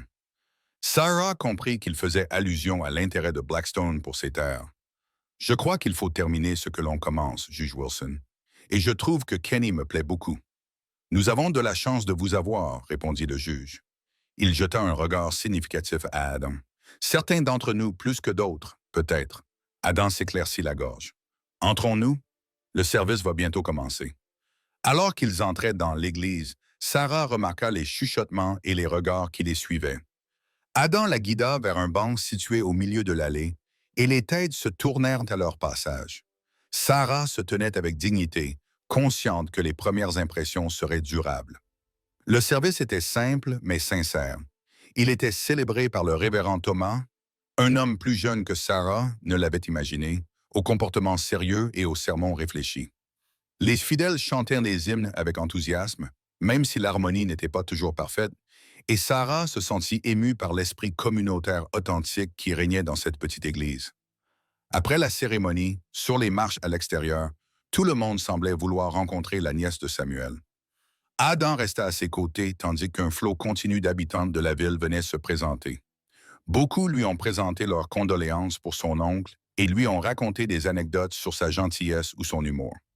D'autres l'ont invité à des réunions sociales ou lui ont proposé leur aide si elle avait besoin de quoi que ce soit. Sarah a été touchée par la chaleur de cet accueil, même si elle a remarqué que certains se tenaient à l'écart, la regardant avec calcul plutôt qu'avec amitié. Elle soupçonnait ces personnes d'être alignées sur les intérêts de Blackstone. Mademoiselle Locatch a appelé une voix mélodieuse. Sarah s'est retournée et a vu une belle jeune femme s'approcher, accompagnée de Miguel. « Je suis Anna Vasquez, la sœur de Miguel. Il m'a beaucoup parlé de vous. » Anna était en effet ravissante, avec ses cheveux noirs brillants, ses yeux bruns expressifs et ses manières gracieuses qui contredisaient sa jeunesse. Sarah l'a immédiatement prise en sympathie. « Je suis ravi de vous rencontrer, Anna. Votre frère m'a été d'une aide précieuse cette semaine. » Anna rayonna. « Il dit que vous lui enseignez les affaires, comment tenir une comptabilité et gérer correctement une propriété. C'est très gentil de votre part. »« Pas du tout, » répondit Sarah sincèrement. « Miguel a l'esprit vif. Je ne fais que partager mes connaissances. » Elle jeta un coup d'œil à Adam. « Monsieur Archer nous enseigne à tous les deux les spécificités de l'élevage. » Le regard d'Anna se posa sur Adam, et Sarah ne manqua pas de remarquer l'étincelle d'admiration dans les yeux de la jeune fille. « Monsieur Archer est un bon professeur, » dit Anna avec respect. « Mon père dit que son programme d'élevage de chevaux est le plus avancé de la région. » Adam semblait légèrement gêné par ce compliment. « Votre père est trop généreux. J'apprends encore moi-même. » Leur conversation fut interrompue par l'arrivée de Victor Blackstone, impeccablement vêtu et flanqué de deux hommes que Sarah reconnut avec effroi, comme faisant partie de ses agresseurs à la station de diligence. Le grand aux dents jaunes et celui qui avait des cicatrices. Le troisième homme était introuvable. « Mademoiselle Locatch, » dit Blackstone d'un ton suave, ignorant la tension soudaine, « quel plaisir de vous voir vous installer dans notre communauté. J'espère que vous trouvez tout à votre convenance dans la modeste propriété de votre oncle. » Sarah sentit Adam se raidir à côté d'elle, mais elle garda son sang-froid. « Tout à fait satisfaisant, Monsieur Blackstone. Oncle Samuel a créé quelque chose de vraiment spécial à Willow Creek. » En effet, le sourire de Blackstone n'atteignait pas ses yeux, mais j'imagine que cela doit être un grand changement par rapport à la société de Philadelphie. L'isolement seul serait un défi pour une femme raffinée. Avant que Sarah ne puisse répondre, Adam prit la parole, d'une voix faussement désinvolte. « Sarah n'est pas isolée, Blackstone. Elle a des amis, des voisins, des gens qui veillent les uns sur les autres. » L'accent mis sur la dernière phrase n'échappa pas à Blackstone. Son expression se durcit brièvement avant que son masque impassible ne reprenne sa place. Quelle chance pour Mel Locatch. Il reporta son attention sur Sarah. « J'espère sincèrement que vous reconsidérerez mon invitation à dîner. J'ai une proposition commerciale qui résoudrait bon nombre des difficultés auxquelles vous êtes confrontés. Zell Locatch a des engagements, » dit Adam fermement, « notamment d'assister avec moi à la célébration du jour des fondateurs samedi. » Les sourcils de Blackstone se levèrent légèrement. « En effet. Eh bien, j'aurai peut-être l'occasion de vous parler là-bas, mademoiselle Locatch. » Il souleva son chapeau. « Bonne journée. » Alors que Blackstone et ses hommes s'éloignaient, Sarah expira sans s'en rendre compte. « Il est plus intimidant que je ne le pensais au départ, » admit-elle doucement. « Il cultive cette impression, » répondit Adam, les yeux rivés sur la silhouette de Blackstone qui s'éloignait. Les hommes qui l'accompagnaient étaient à la gare routière, acquiesça Sarah. Deux d'entre eux? Oui, le troisième n'est pas là. Hank Leary, dit Adam d'un ton grave. C'est l'homme de main de Blackstone, méchant comme un serpent à sonnette et 2 fois plus dangereux. Il jeta un coup d'œil à son visage inquiet et adoucit le ton. Ne vous inquiétez pas. Le shérif Daniels le surveille. Anna, qui était restée silencieuse pendant l'échange avec Blackstone, prit la parole avec hésitation. Mademoiselle Lockatch, ma mère vous invite à vous joindre à notre famille pour le dîner de dimanche. Ce n'est rien d'extraordinaire, mais elle fait de très bonnes enchiladas. Sarah fut touchée par l'invitation. Je serai honoré, Anna. Merci. Monsieur Archer est également le bienvenu, ajouta Anna en jetant un regard timide à Adam. Adam sourit à la jeune fille. Merci, Anna. J'accepte avec plaisir. La famille Vasquez vivait dans une maison en adobe modeste, mais bien entretenue, à la périphérie de la ville. L'intérieur était rempli de textiles colorés et embaumait les délicieux arômes de la cuisine de Mme Vasquez.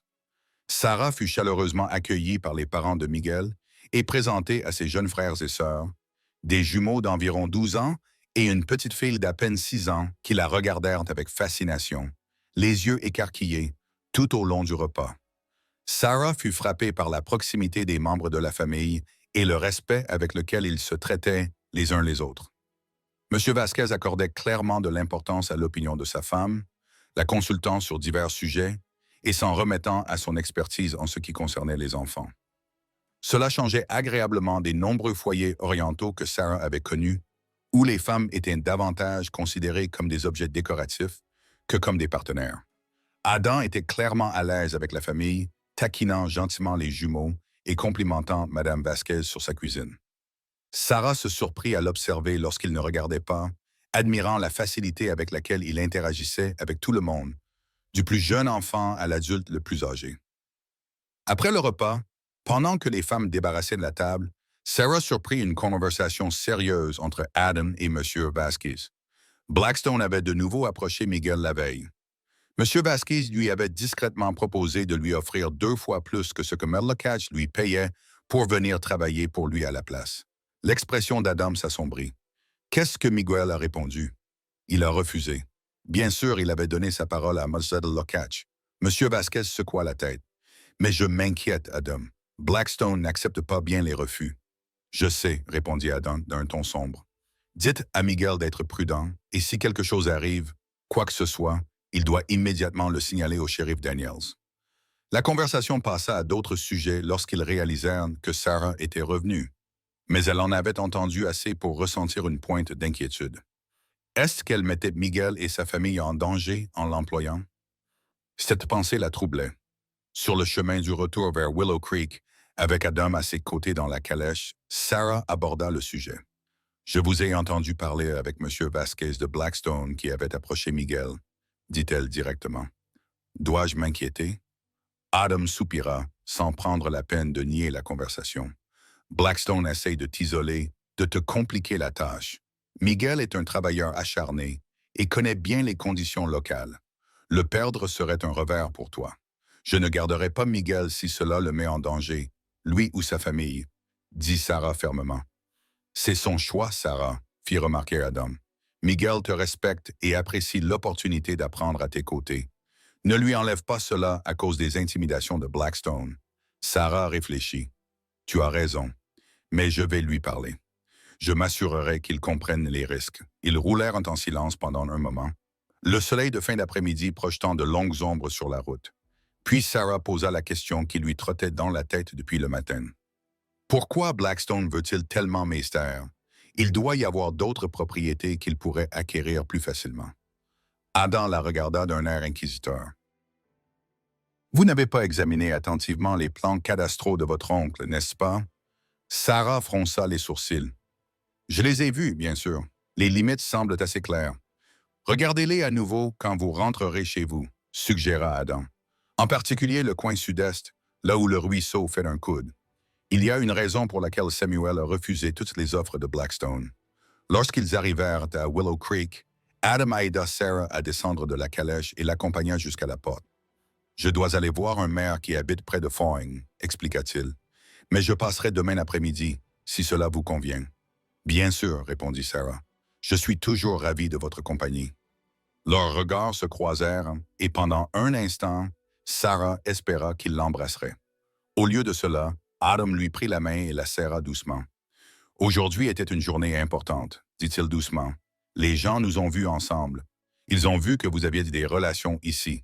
Cela n'arrêtera pas Blackstone, mais cela le rendra peut-être plus prudent. Sarah acquiesça, comprenant que leur relation naissante avait une utilité pratique au-delà de leurs sentiments personnels. Pourtant, la chaleur dans les yeux d'Adam lui disait que c'était bien plus qu'une simple stratégie pour lui. À demain. D'accord, dit-elle doucement. Après son départ, Sarah se rendit au bureau de son oncle et sortit les cartes cadastrales. Suivant la suggestion d'Adam, elle examina attentivement le coin sud-est. Au début, elle ne vit rien d'inhabituel, juste le ruisseau qui serpentait à travers la propriété et finissait par rejoindre un cours d'eau plus important qui se jetait dans le fleuve Columbia. Puis elle remarqua quelque chose qu'elle avait négligé auparavant. Le ruisseau faisait un coude prononcé à la limite de la propriété, et juste avant ce coude, il y avait une petite annotation écrite de la main de son oncle. Test complet 3 prometteurs. Intriguée, Sarah fouilla dans les papiers de son oncle jusqu'à ce qu'elle trouve un journal qu'elle n'avait pas encore eu le temps de lire attentivement. En feuilletant les pages, elle trouva des notes datant de l'été dernier. 15 juin 1874, achèvement du forage d'essai Indeg 3 près du coude du ruisseau. Les résultats confirment mes soupçons. La veine de charbon est importante et semble s'étendre sous la majeure partie du quadrant sud-est. La qualité semble excellente. Nous devrons consulter le juge Wilson au sujet des droits miniers.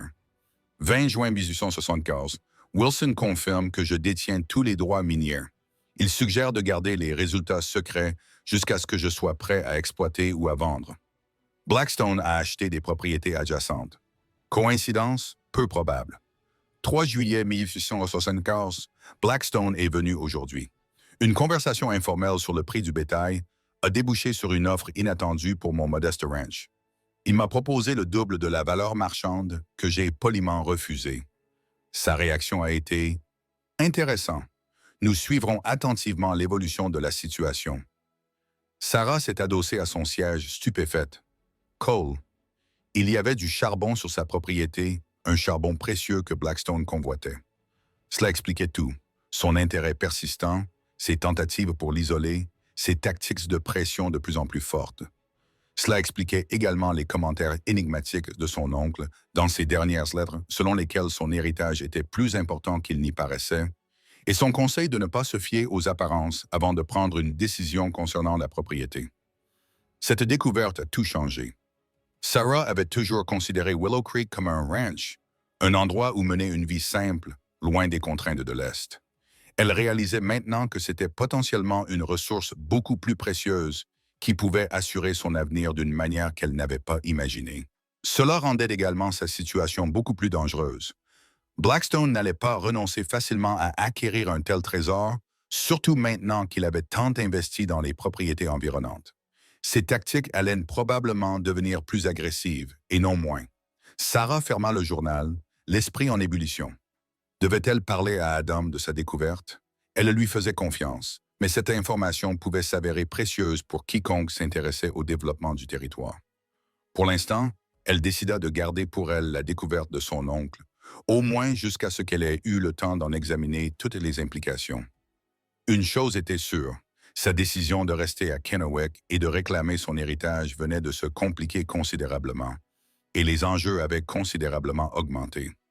La fête des fondateurs arriva avec un temps estival parfait, un ciel bleu clair et des températures douces qui plongèrent toute la ville de Kennewick dans une ambiance festive. La rue principale avait été décorée de banderoles et de drapeaux, et des tables chargées de nourriture étaient alignées devant la mairie. Une estrade avait été érigée pour les discours et les annonces, et un espace ouvert avait été dégagé pour danser plus tard dans la soirée. Sarah passa la matinée à aider Mme Cooper et d'autres dames de l'église à installer les tables de rafraîchissement. Elle avait préparé 3 tartes aux pommes pour l'occasion. Elle avait utilisé la recette de sa mère et était ravie des compliments qu'elle avait reçus. Au cours des derniers jours, elle s'était de plus en plus intégrée à la vie quotidienne de Kennewick. Elle avait rejoint la Société d'aide aux femmes, participé à un atelier de couture chez le pasteur et même remplacer Madame Hollister à l'école un après-midi où l'enseignante était indisposée.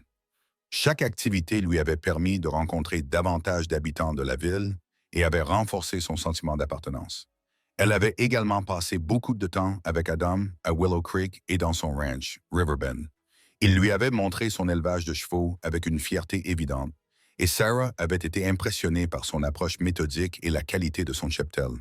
Ils avaient partagé des repas, des conversations sur des livres et des idées, et des histoires de plus en plus personnelles sur leur passé. Sarah avait appris qu'Adam venait d'une ferme en difficulté dans l'Ohio, où l'alcoolisme de son père avait plongé la famille dans des difficultés financières perpétuelles. Il était parti à 14 ans pour se débrouiller seul, travaillant dans des ranchs de plus en plus grands et économisant chaque centime jusqu'à ce qu'il ait assez pour acquérir sa propre terre dans le territoire de Washington. À son tour, elle lui avait raconté la mort de ses parents, emportés par la grippe alors qu'elle avait 20 ans, la laissant seule pour élever son jeune frère jusqu'à son mariage 2 ans plus tard. Elle lui avait décrit son poste d'enseignante dans une école de filles à Philadelphie et son insatisfaction croissante face aux contraintes imposées à une femme célibataire de sa classe sociale et de sa situation. Ce qu'elle ne lui avait pas révélé, c'était sa découverte du dépôt en froid. Elle avait décidé d'attendre la fin des festivités, ne voulant pas compliquer davantage une journée déjà importante. Demain serait le moment idéal pour discuter de ces questions importantes. En milieu d'après-midi, la fête battait son plein. Des jeux avaient été organisés pour les enfants et un concours de tir pour les hommes attirait une foule à la périphérie de la ville. Sarah déambulait parmi les festivités, s'arrêtant pour discuter avec de nouvelles connaissances et admirer les objets artisanaux exposés. Elle examinait une pièce de cuir particulièrement raffinée lorsqu'une voix désormais familière s'éleva derrière elle. C'est l'œuvre de Thomas Cooper. Il a beaucoup de talent. Sarah se retourna et vit Adam qui la regardait, son expression s'adoucissant lorsque leurs yeux se rencontrèrent.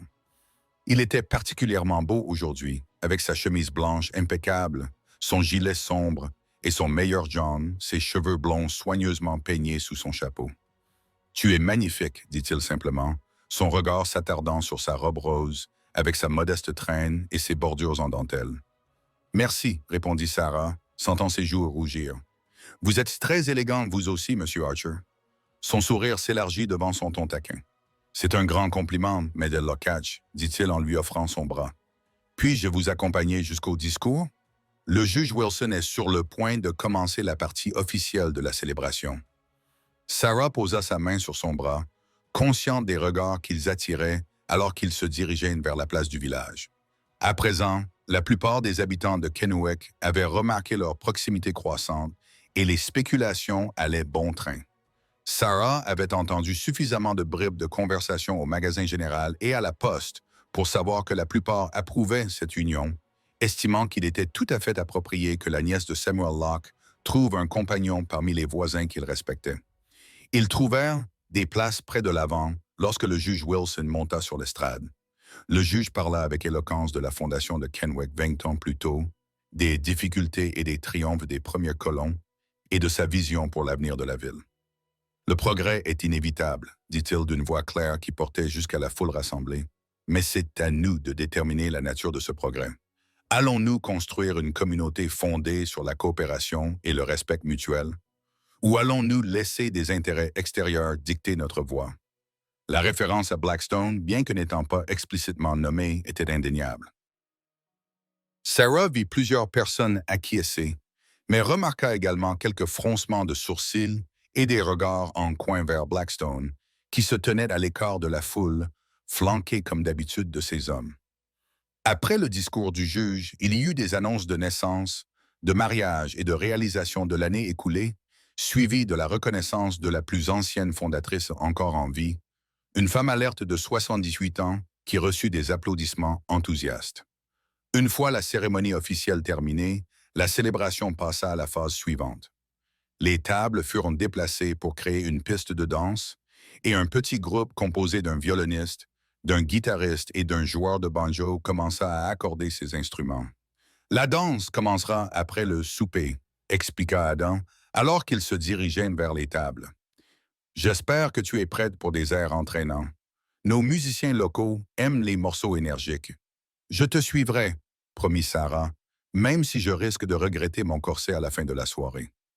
Les yeux d'Adam se plissèrent à cette remarque franche. Nous pourrions peut-être nous éclipser un moment entre deux danses, suggéra-t-il d'une voix si basse qu'elle seule pouvait l'entendre. Cette suggestion fit frissonner Sarah de plaisir. Jusqu'à présent, leur relation était restée strictement convenable, sans rien de plus intime qu'une poignée de main prolongée ou une main posée sur sa taille lorsqu'il l'aidait à monter dans la calèche. Mais l'attirance entre eux n'avait cessé de croître, et Sarah se rendait de plus en plus compte qu'Adam était un homme, avec sa force, sa gentillesse, la façon dont ses yeux la suivaient quand il pensait qu'elle ne le regardait pas. Ils remplirent leurs assiettes de poulet frit, de salade de pommes de terre, de pain de maïs et d'autres délices faites maison, puis s'assirent à une longue table avec la famille Vasquez et le shérif Daniels et sa femme. La conversation était fluide, ponctuée de rires et de débats bon enfant pour savoir qui remporterait le ruban bleu à la prochaine foire du comté pour ses conserves de pêche. Alors qu'ils terminaient le dessert, notamment une part de la tarte aux pommes de Sarah, qu'Adam déclara être la meilleure qu'il ait jamais goûtée, Victor Blackstone s'approcha de leur table. La conversation s'arrêta immédiatement. Mademoiselle Lockhatch, dit Blackstone en s'inclinant légèrement, vous êtes particulièrement charmante ce soir. Merci, Monsieur Blackstone, répondit Sarah froidement. Pourrais-je vous parler en privé? Il désigna un endroit plus calme, loin des tables. Une affaire urgente. Avant que Sarah n'ait le temps de répondre, Adam prit la parole. Toute affaire concernant Miss Lockhatch peut être discutée en ma présence. Son ton était poli mais ferme. Le sourire de Blackstone s'estompa. Je ne savais pas que vous étiez le représentant légal de Mel Locke, Archer. Je suis son ami, dit simplement Adam. Et en tant que tel, je me soucie de son bien-être. Sarah posa une main sur le bras d'Adam, appréciant sa protection, mais voulant montrer sa propre force. Tout va bien, Adam. Elle se tourna vers Blackstone. Monsieur Blackstone, vous pouvez parler librement ici. Ce sont tous des amis de confiance. Blackstone semblait mécontent, mais il parvint à esquisser un sourire crispé. Très bien, j'ai préparé une offre officielle pour votre propriété, mademoiselle Lockhatch. Une offre généreuse. Il fouilla dans sa veste et en sortit une enveloppe 3 fois la valeur marchande des ranges comparables dans la région. Sarah accepta l'enveloppe, mais ne l'ouvrit pas. C'est en effet généreux, Monsieur Blackstone. Puis-je vous demander ce qui motive une telle offre? J'ai des projets de développement pour cette partie du territoire, répondit-il avec aisance. La propriété de votre oncle est un élément clé d'un projet plus vaste. Un projet qui inclut les gisements de froid dans le coin sud-est, demanda Sarah à voix basse. Une lueur de surprise traversa le visage de Blackstone avant qu'il ne parvienne à la masquer. Vous savez donc que mon oncle tenait des registres détaillés, dit Sarah. Et il m'a appris à regarder au-delà des apparences. L'expression de Blackstone se durcit. Alors vous comprenez la véritable valeur de la propriété. Mon offre reflète cette réalité. J'examinerai votre proposition, Monsieur Blackstone, dit Sarah avec diplomatie. Mais je dois vous informer que je ne suis pas intéressé par la vente pour le moment. Tout le monde a un prix, mademoiselle Lockhatch, répondit Blackstone, une pointe d'agressivité dans la voix. Même votre estimé oncle aurait fini par entendre raison si les circonstances n'étaient pas intervenues. Quelque chose dans son ton fit froid dans le dos à Sarah. De quelles circonstances parlez-vous? Blackstone fit un geste de la main pour écarter la question. L'âge, la maladie, les difficultés de la vie à la frontière. Elles ont un prix, surtout pour ceux qui ne bénéficient pas d'un soutien adéquat. Adam se leva brusquement, sa chaise raclant le sol. Cela ressemble fort à une menace. Blackstone, les têtes se tournèrent vers les tables voisines. Blackstone garda son sang-froid, mais Sarah remarqua que ces hommes se rapprochaient, les mains près de leurs armes. Ce n'est qu'une observation, Archer. Inutile d'en faire tout un drame. Blackstone reporta son attention sur Sarah. Réfléchissez bien à mon offre, Sarah Lockhatch. De telles occasions se présentent rarement. Il s'inclina légèrement et s'éloigna, suivi de ses hommes. Un silence tendu s'installa après son départ. Finalement, le shérif Daniels prit la parole d'une voix grave et sérieuse. « Sarah, je ne voudrais pas vous alarmer, mais cet homme est dangereux. Sa référence au décès de votre oncle est troublante. » Sarah acquiesça, un froid soupçon se formant dans son esprit. « Vous ne croyez pas que mon oncle soit mort de cause naturelle? » Le shérif échangea un regard avec sa femme avant de répondre avec prudence. Samuel était en bonne santé pour un homme de 65 ans. Sa mort était inattendue. Le médecin a conclu à une insuffisance cardiaque, ce qui est assez courant, mais cela s'est produit juste après qu'il ait rejeté une autre offre de Blackstone. Vous pensez que Blackstone l'a fait tuer? Demanda Adam d'un ton neutre. Je ne peux rien prouver, répondit le shérif Daniels, la frustration perceptible dans sa voix. Mais j'ai enquêté sur des cas similaires dans toute la région. Des propriétaires qui refusaient de vendre, suivis d'accidents opportuns ou de maladies soudaines. Sarah se sentit mal. L'idée que son oncle, si gentil et généreux, ait pu être assassiné pour ses terres était presque trop horrible à envisager.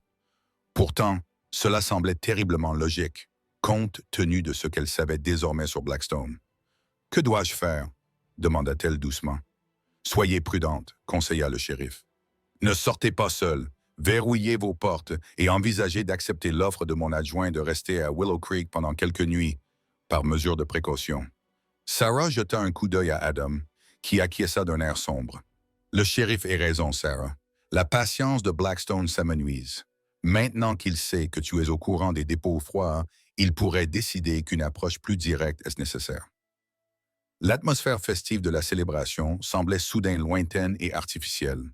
Sarah baissa les yeux vers l'enveloppe qu'elle tenait dans ses mains, tentait de la déchirer en morceaux. Au lieu de cela, elle la glissa dans son réticule. La connaissance était le pouvoir, et comprendre exactement ce que Blackstone offrait pourrait s'avérer utile. « Je ne me laisserai pas intimider, » dit-elle avec plus d'assurance qu'elle n'en ressentait. « C'est ma maison maintenant. Je ne me laisserai pas chasser par des menaces. » Adam la regarda avec un regard adouci. Voilà l'esprit combatif que j'admirais depuis le premier jour. Il jeta un coup d'œil vers la piste de danse où les couples commençaient à se rassembler tandis que l'orchestre entamait un air entraînant. Et si nous montrions à Blackstone et à tous les habitants de Kinnick ce que nous pensons de ces menaces? Sarah comprit ce qu'Adam suggérait. En dansant, en participant ouvertement et joyeusement à la fête, ils montreraient qu'ils n'étaient pas intimidés, qu'ils ne reculaient pas, qu'ils ne donneraient pas à Blackstone la satisfaction de perturber leur vie. « Oui, » dit-elle en se levant et en prenant la main qu'Adam lui tendait.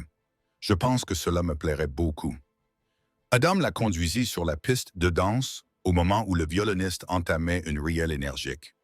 Fidèle à la promesse qu'il avait faite plus tôt dans la semaine, Adam guida Sarah à travers les pas inconnus, sa main fermement posée sur sa taille, ses yeux bleus brillants d'un mélange de détermination et de quelque chose de plus profond, quelque chose qui faisait battre son cœur plus fort. Au fur et à mesure qu'ils évoluaient dans la danse, Sarah laissa progressivement ses inquiétudes s'estomper. Demain apporterait son lot de décisions et de dangers, mais ce soir, elle voulait profiter de l'instant présent.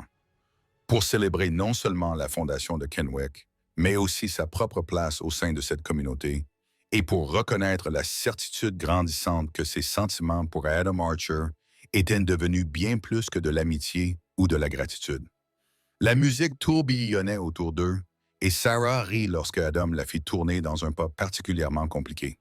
Du coin de l'œil, elle aperçut Blackstone qui les observait depuis la périphérie, l'air sombre. « Qu'il regarde », pensa-t-elle avec défi, « qu'il voit que ces menaces ne pouvaient pas diminuer sa joie ou sa détermination. » La soirée se prolongeait, kaléidoscope de danse et de conversation. Les pieds de Sarah étaient fatigués, mais son esprit restait optimiste.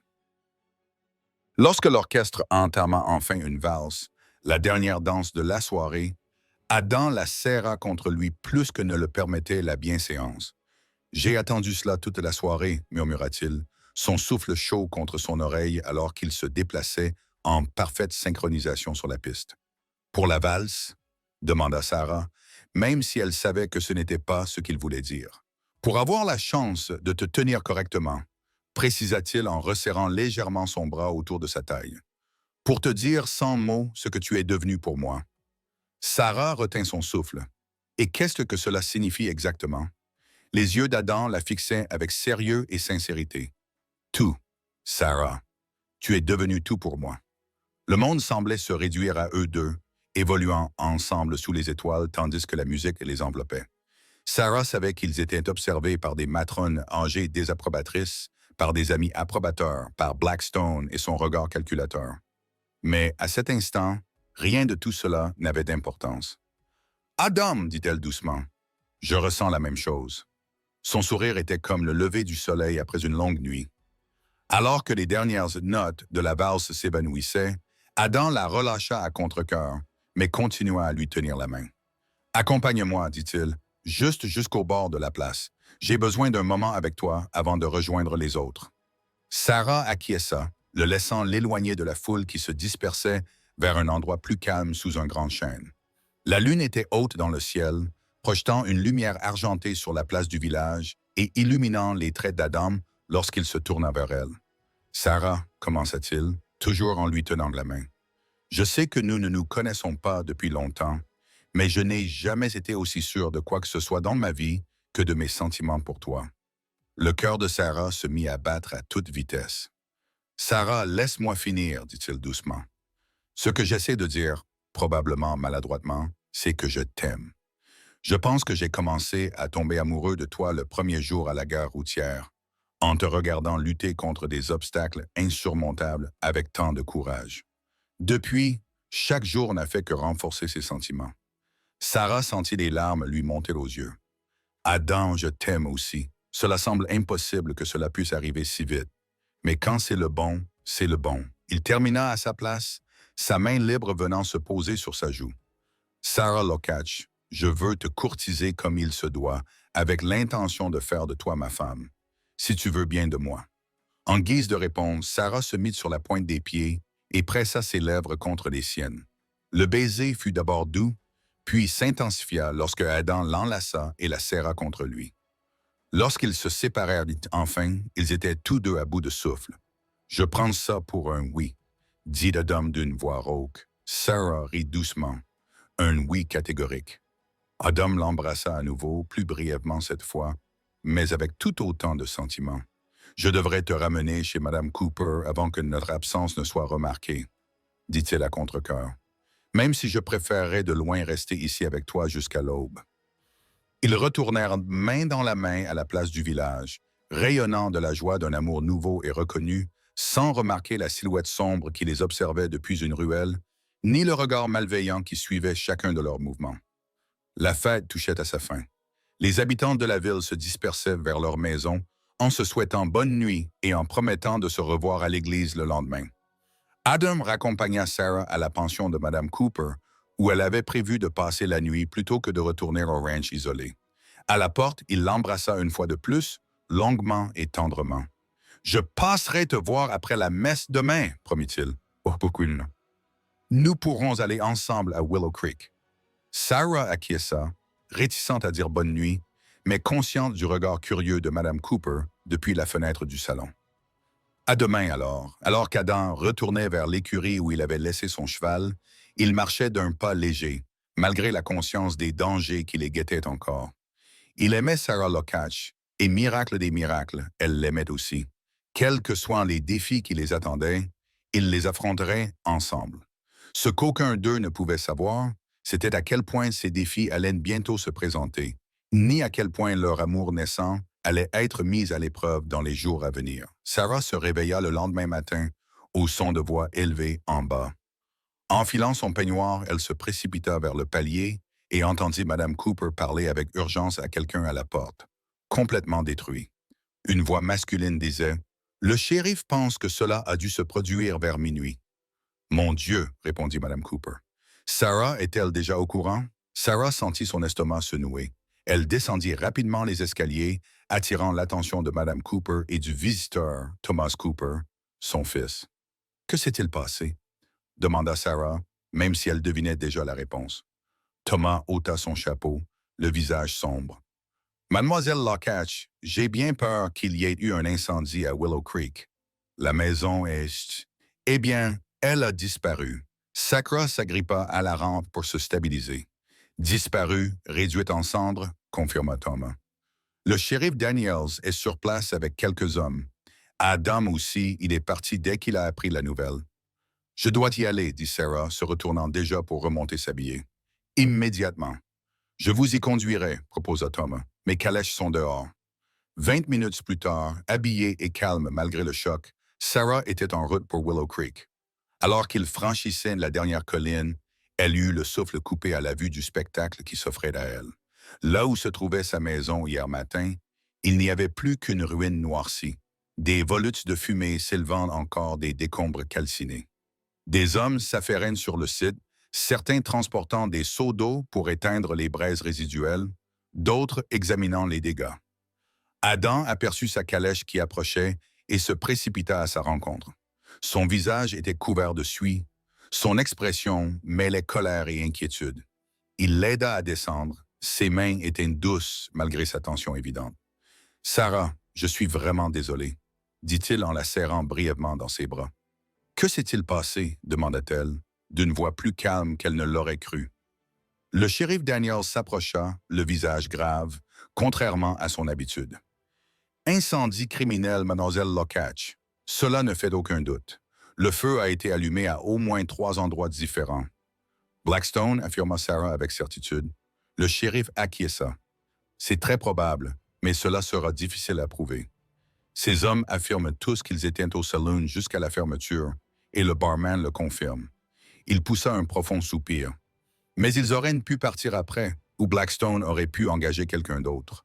Sarah regarda derrière lui les ruines fumantes. « Est-ce que quelque chose a été sauvé? »« La grange est intacte, » lui dit Adam, ce qui la réconforta un peu. « Et les animaux sont sains et saufs. Ils étaient dans les pâturages, mais la maison... » Il secoua la tête avec regret.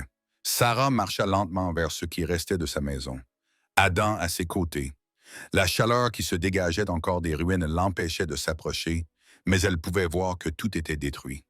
Ses vêtements, ses livres, les papiers et les journaux de son oncle, tous les objets personnels qu'elle avait apportés de Philadelphie, même les cartes cadastrales indiquant les gisements de charbon. « Il pense que c'est le cas, » dit-elle doucement, « que je vais abandonner et vendre. » Et Dan serra les mâchoires. « Que veux-tu faire? » Sarah se tourna vers lui. Le regard déterminé malgré les larmes qui menaçaient de couler. « Je veux reconstruire quelque chose de plus solide, de meilleur. Je veux montrer à Blackstone et à tous les autres que je ne me laisserai pas intimider ni chasser. » Adam vit de la fierté dans les yeux de Sean. « C'est bien, ma fille. » Il prit ses mains dans les siennes. « Tu resteras à Riverbend pendant que nous reconstruisons. Ce n'est pas tout à fait correct, mais vu les circonstances, personne ne s'y opposera. Madame Vasquez pourra vous servir de chaperon. Je lui donnerai la cabane d'invités à elle et à Miguel. »« Tu as pensé à tout, » dit Sarah, reconnaissante au-delà des mots pour son soutien. « Pas tout à fait, » admit Adam. « Je ne sais pas encore comment prouver que Blackstone est derrière tout ça, mais je le ferai. » Il jeta un coup d'œil au shérif, qui examinait quelque chose dans les décombres. « Nous y arriverons tous. » Au cours des semaines suivantes, Sarah découvrit le vrai sens du mot « communauté ». Les habitants de Kennewick se mobilisèrent autour d'elle, lui offrant des vêtements, des articles ménagers et surtout leur aide. Une collecte de fonds fut organisée, mais au lieu d'une grange, ils construisirent une maison plus grande et plus solide que l'original, sous la supervision d'Adam, qui s'appuya sur les améliorations prévues par Samuel, mais jamais mises en œuvre. Sarah est restée à Riverbend, comme Adam l'avait suggéré, avec Madame Vasquez comme chaperon. Cet arrangement a suscité quelques sourcils froncés parmi les habitants les plus conservateurs de la ville, mais compte tenu des circonstances et de la présence de la respectable Madame Vasquez, la plupart l'ont accepté comme une solution pratique. Fidèle à la prédiction d'Adam, Blackstone a fait une autre offre pour la propriété, inférieure à la précédente, invoquant la destruction malheureuse des améliorations comme justification de la réduction du prix. Sarah la rejeta catégoriquement, renvoyant la lettre avec un seul mot écrit dessus, « Jamais ». Son défi eut un prix. Des menaces anonymes furent glissées sous les portes. Des messages chuchotés furent relayés par des habitants effrayés. La grange de Willow Creek fut vandalisée à 2 reprises. Miguel fut abordé sur la route menant à la ville et averti de trouver un autre emploi. Malgré tout, Sarah resta déterminée, refusant de se laisser intimider. Le tournant est venu de manière inattendue, d'une direction que personne n'avait prévue. Par une chaude soirée de juillet, alors que Sarah et Adam étaient assis sous le porche de Riverbend, discutant des plans de la maison presque achevée à Willow Creek, un cavalier s'est approché au galop. C'était l'adjoint Wilson, le jeune assistant du shérif. « Adam Mellocatch » a-t-il appelé en descendant de cheval. Le shérif Daniels m'a envoyé vous chercher. Il s'est passé quelque chose en ville. Il dit que vous devez venir immédiatement. Quelqu'un est blessé? Demanda Sarah, alarmée par l'urgence du shérif adjoint. Non, madame. Rien de tel, la rassura Wilson. Mais c'est important. Cela concerne Blackstone. Adam ne perdit pas de temps à poser des questions. En quelques minutes, Sarah et lui étaient à cheval, suivant l'adjoint Wilson à un rythme rapide jusqu'à Kennewick. Ils trouvèrent le shérif Daniels qui les attendait dans son bureau en compagnie du juge Wilson et d'un inconnu, un homme mince et nerveux vêtu de vêtements usés. « Sarah, Adam, merci d'être venus si rapidement », dit le shérif en leur faisant signe d'entrée. « Voici M. Jenkins. Il a des informations qui, je pense, vous intéresseront. » Jenkins tournait son chapeau entre ses mains, visiblement mal à l'aise d'être le centre de l'attention. « Je travaillais pour M. Blackstone jusqu'à il y a 3 jours, commença-t-il sans préambule. J'étais son comptable. Adam a-t-il été interrogé? Jenkins acquiesça. J'ai démissionné après avoir découvert certaines choses, des choses que je ne peux plus garder sur la conscience. Le shérif Daniels l'encouragea à continuer. Dites-leur ce que vous nous avez dit, M. Jenkins, à propos de Samuel Lockach. Jenkins déglutit péniblement. M. Blackstone l'avait empoisonné et avait payé le médecin pour falsifier le certificat de décès. J'ai les preuves du paiement et le nom de l'homme qui a administré le poison. Hank Leary, l'homme de main de Blackstone. Sarah eut le souffle coupé, même si une partie d'elle-même soupçonnait cette vérité depuis la célébration de la journée des fondateurs. Vous en avez la preuve? Jenkins fouilla dans son manteau et en sortit un petit livre de comptes.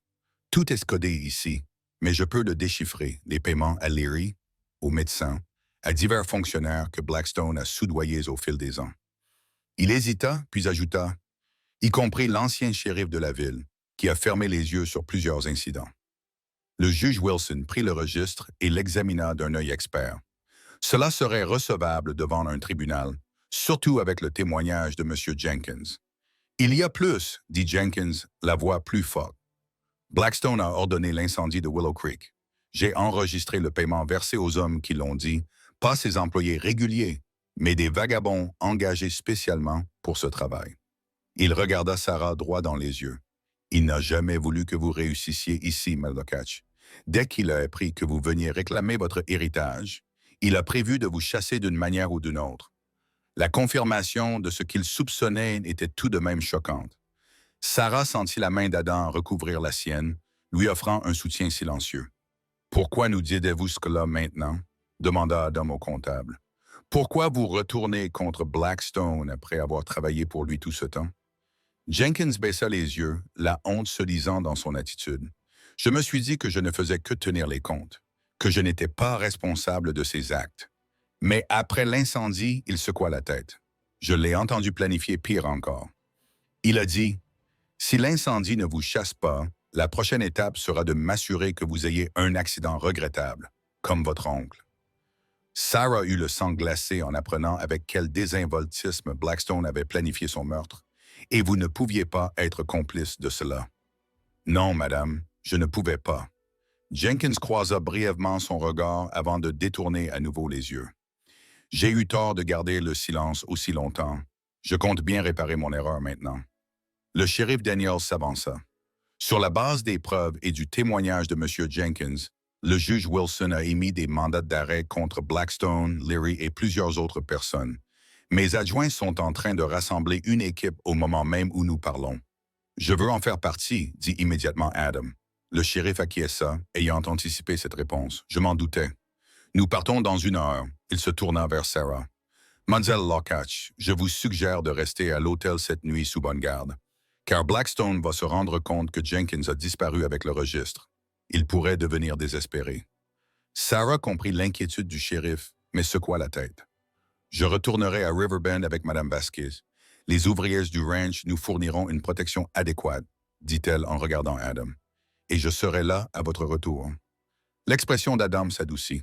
Je reviendrai dès que possible. Les heures suivantes furent consacrées à des préparatifs tendus. Sarah retourna à Riverbend, escortée par l'un des adjoints, tandis qu'Adam rejoignait le groupe qui se rassemblait en ville. À la tombée de la nuit, ils étaient prêts à partir pour le domaine de Blackstone, situé à plusieurs kilomètres de Kennewick. Ce qui suivit allait plus tard faire partie de la légende locale. Le raid nocturne sur le manoir de Blackstone, la résistance brève mais violente opposée par ses hommes, et la confrontation finale dans le bureau de Blackstone, où l'on trouva l'homme en train de brûler des documents dans la cheminée. Blackstone fut arrêté avec Hank Leary et 4 autres associés clés.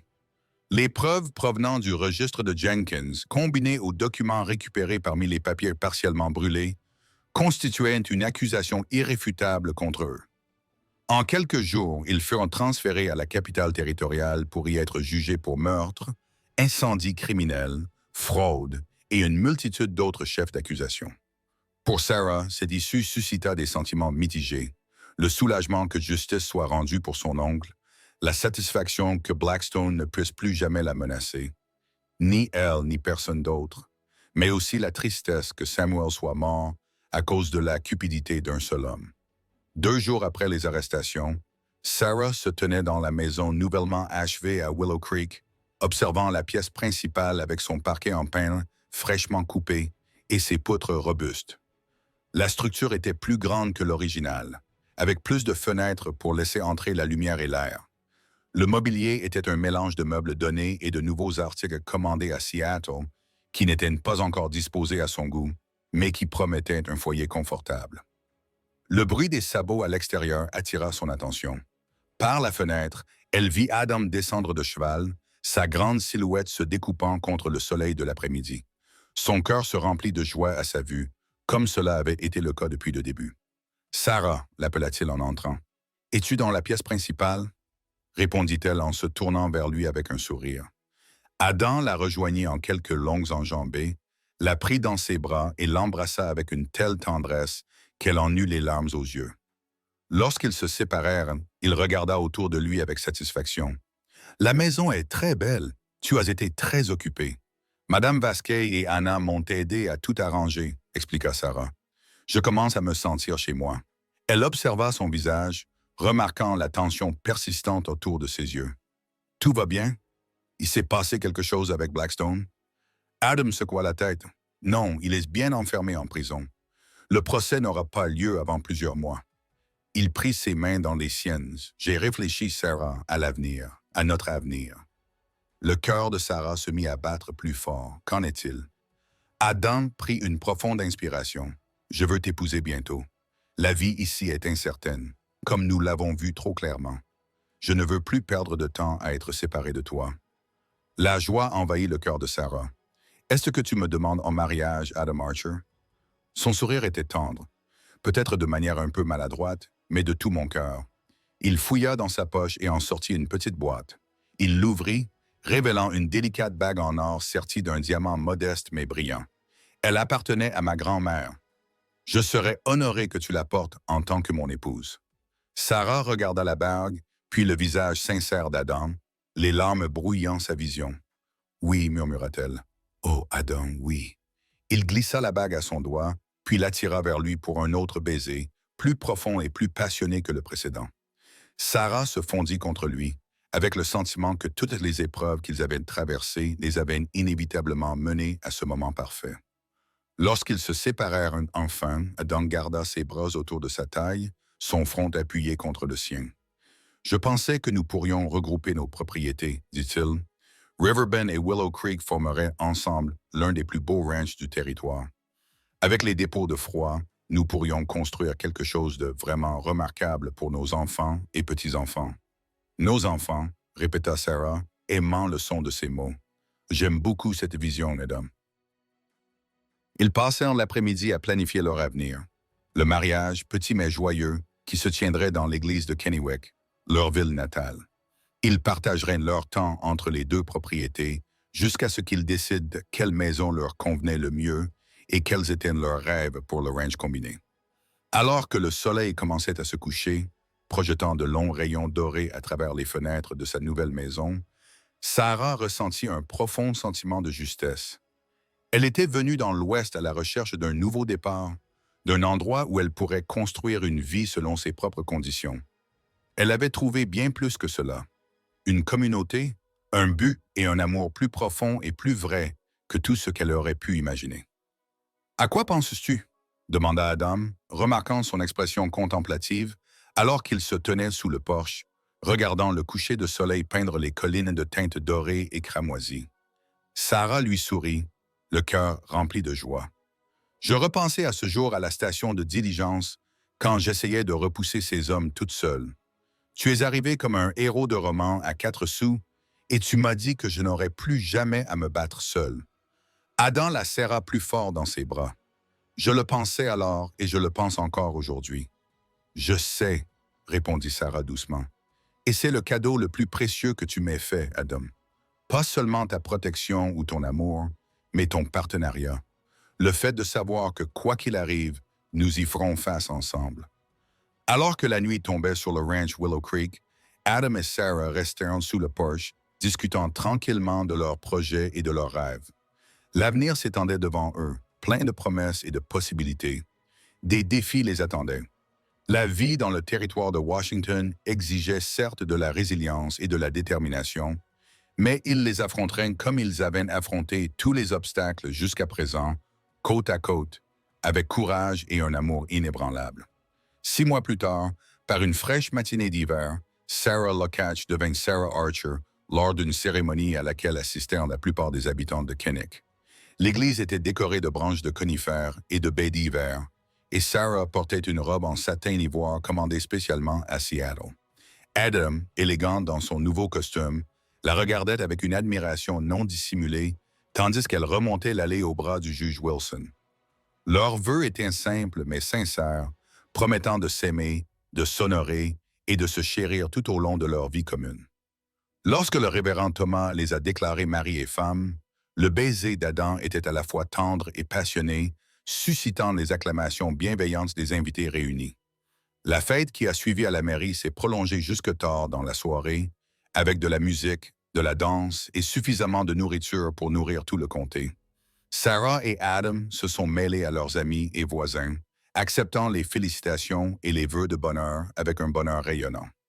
Alors que les festivités touchaient à leur fin, le shérif Daniels s'approcha d'eux pour leur annoncer que Blackstone avait été reconnu coupable de tous les chefs d'accusation et condamné à la prison à vie. Justice avait été rendue, et un chapitre sombre de l'histoire de Kinnick pouvait enfin se refermer. Lorsqu'ils partirent pour leur nuit de noces à Riverbend, ce fut sous une pluie de rires et des conseils amicaux, certains plus grivois que convenables. Sarah rougit mais rit, trop heureuse pour être gênée. La nuit qui suivit fut tout ce dont elle avait rêvé. Douce, passionnée et pleine de découvertes, qui la laissèrent sans voix et émerveillée par la profondeur du lien possible entre un homme et une femme qui s'aimaient vraiment. Au cours des années qui suivirent, le Ranch Archer, qui regroupait Willow Creek et Riverbend, devint l'un des plus prospères du territoire de Washington. Les gisements de charbon furent exploités avec soin, fournissant des ressources pour la croissance de la communauté plutôt que pour enrichir des intérêts extérieurs. Le programme d'élevage de chevaux d'Adam acquit une renommée nationale, tandis que Sarah créa une petite mais excellente école sur leur propriété, garantissant ainsi aux enfants du ranch et des fermes environnantes une éducation de qualité.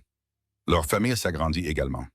2 ans après leur mariage, Sarah donna naissance à un fils qu'ils prénommèrent Samuel, en hommage à son oncle. Une fille, Elizabeth, suivie 18 mois plus tard, puis un autre fils, Matthew, 3 ans après. Leurs enfants ont grandi forts et compétents dans la liberté de la vie au ranch, guidés par des parents qui valorisaient à la fois l'indépendance et la responsabilité. Miguel Vasquez est finalement devenu le contremaître du ranch, épousant une fille d'une ferme voisine et élevant sa propre famille dans la cabane d'hôtes qui avait autrefois hébergé sa mère lorsque Sarah était l'invitée d'Adam. Sa sœur Anna, inspirée par l'exemple de Sarah, a poursuivi ses études et est revenue à Kinnick en tant qu'enseignante de l'école de la ville lorsque Mme Hollister a pris sa retraite. Alors que Kennewick passait d'une petite ville frontalière à une communauté florissante, Adam et Sarah restèrent au cœur de celle-ci, en tant que leaders respectés qui utilisaient leur influence pour promouvoir l'équité et l'égalité des chances pour tous. Ils accueillaient les nouveaux arrivants, servaient de médiateurs dans les conflits et contribuaient généreusement aux projets communautaires. Leur maison était réputée pour son hospitalité, avec des dîners dominicaux auxquels participaient régulièrement des amis, des voisins et parfois des voyageurs de passage. À l'occasion de leur 20e anniversaire de mariage, Alors qu'ils étaient assis sous le porche de ce qui était devenu leur domicile permanent, la maison agrandie et rénovée de Willow Creek, Sarah réfléchit au chemin qui les avait menés jusqu'ici. Aurais-tu imaginé, ce jour-là à la station de diligence, que nous finirions ici? Demanda-t-elle à Adam, dont les cheveux blonds étaient désormais striés d'argent, mais dont les yeux bleus conservaient la même chaleur lorsqu'il la regardait. Pas en détail, admit-il en prenant sa main et en déposant un baiser sur sa paume. Mais je savais déjà à l'époque que tu étais quelqu'un de spécial. Une femme qui menait ses propres combats, mais qui n'était pas trop fière pour accepter de l'aide lorsqu'elle lui était offerte avec de bonnes intentions. Sarah se blottit contre son épaule, satisfaite. Tu sais ce dont je me souviens le plus clairement de ce jour-là? Pas la peur, ni même le soulagement quand tu es apparu. C'est ce que tu as dit après, que je n'aurais plus jamais à me battre seul. Adam sourit, les rides autour de ses yeux se plissant. La meilleure promesse que j'ai jamais faite est tenue, ajouta Sarah doucement. À travers tout ce que nous avons vécu, la construction du ranch, l'éducation de nos enfants, tous les hauts et les bas de nos 20 années ensemble, nous avons tout affronté en tant que partenaires. De l'intérieur de la maison montaient des voix de leurs enfants. Samuel, aujourd'hui âgé de 18 ans, se préparait à entrer à l'Université de Seattle. Elizabeth, 16 ans, avait déjà hérité du don de son père pour les chevaux, et Matthew, 13 ans, avait l'esprit vif et l'amour des livres de sa mère. Leurs rires se mêlaient à ceux des enfants de Miguel et d'autres jeunes des ranchs voisins qui s'étaient rassemblés pour fêter l'anniversaire. Nous avons construit quelque chose de bien ici, dit Adam, la voix chargée d'émotion.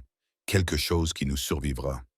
Oui, acquiesça Sarah en levant le visage vers lui pour un baiser qui, même après 20 ans, avait encore le pouvoir d'accélérer son pouls.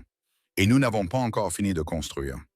Alors que le soleil se couchait sur le territoire de Washington, peignant le ciel des mêmes teintes dorées qui avaient accueilli Sarah lors de sa première visite à Willow Creek, elle savait avec une certitude absolue qu'elle avait trouvé son véritable foyer, non seulement dans cet endroit, mais aussi dans les bras et le cœur de l'homme à ses côtés, le cowboy qui lui avait promis qu'elle ne se battrait plus jamais seule.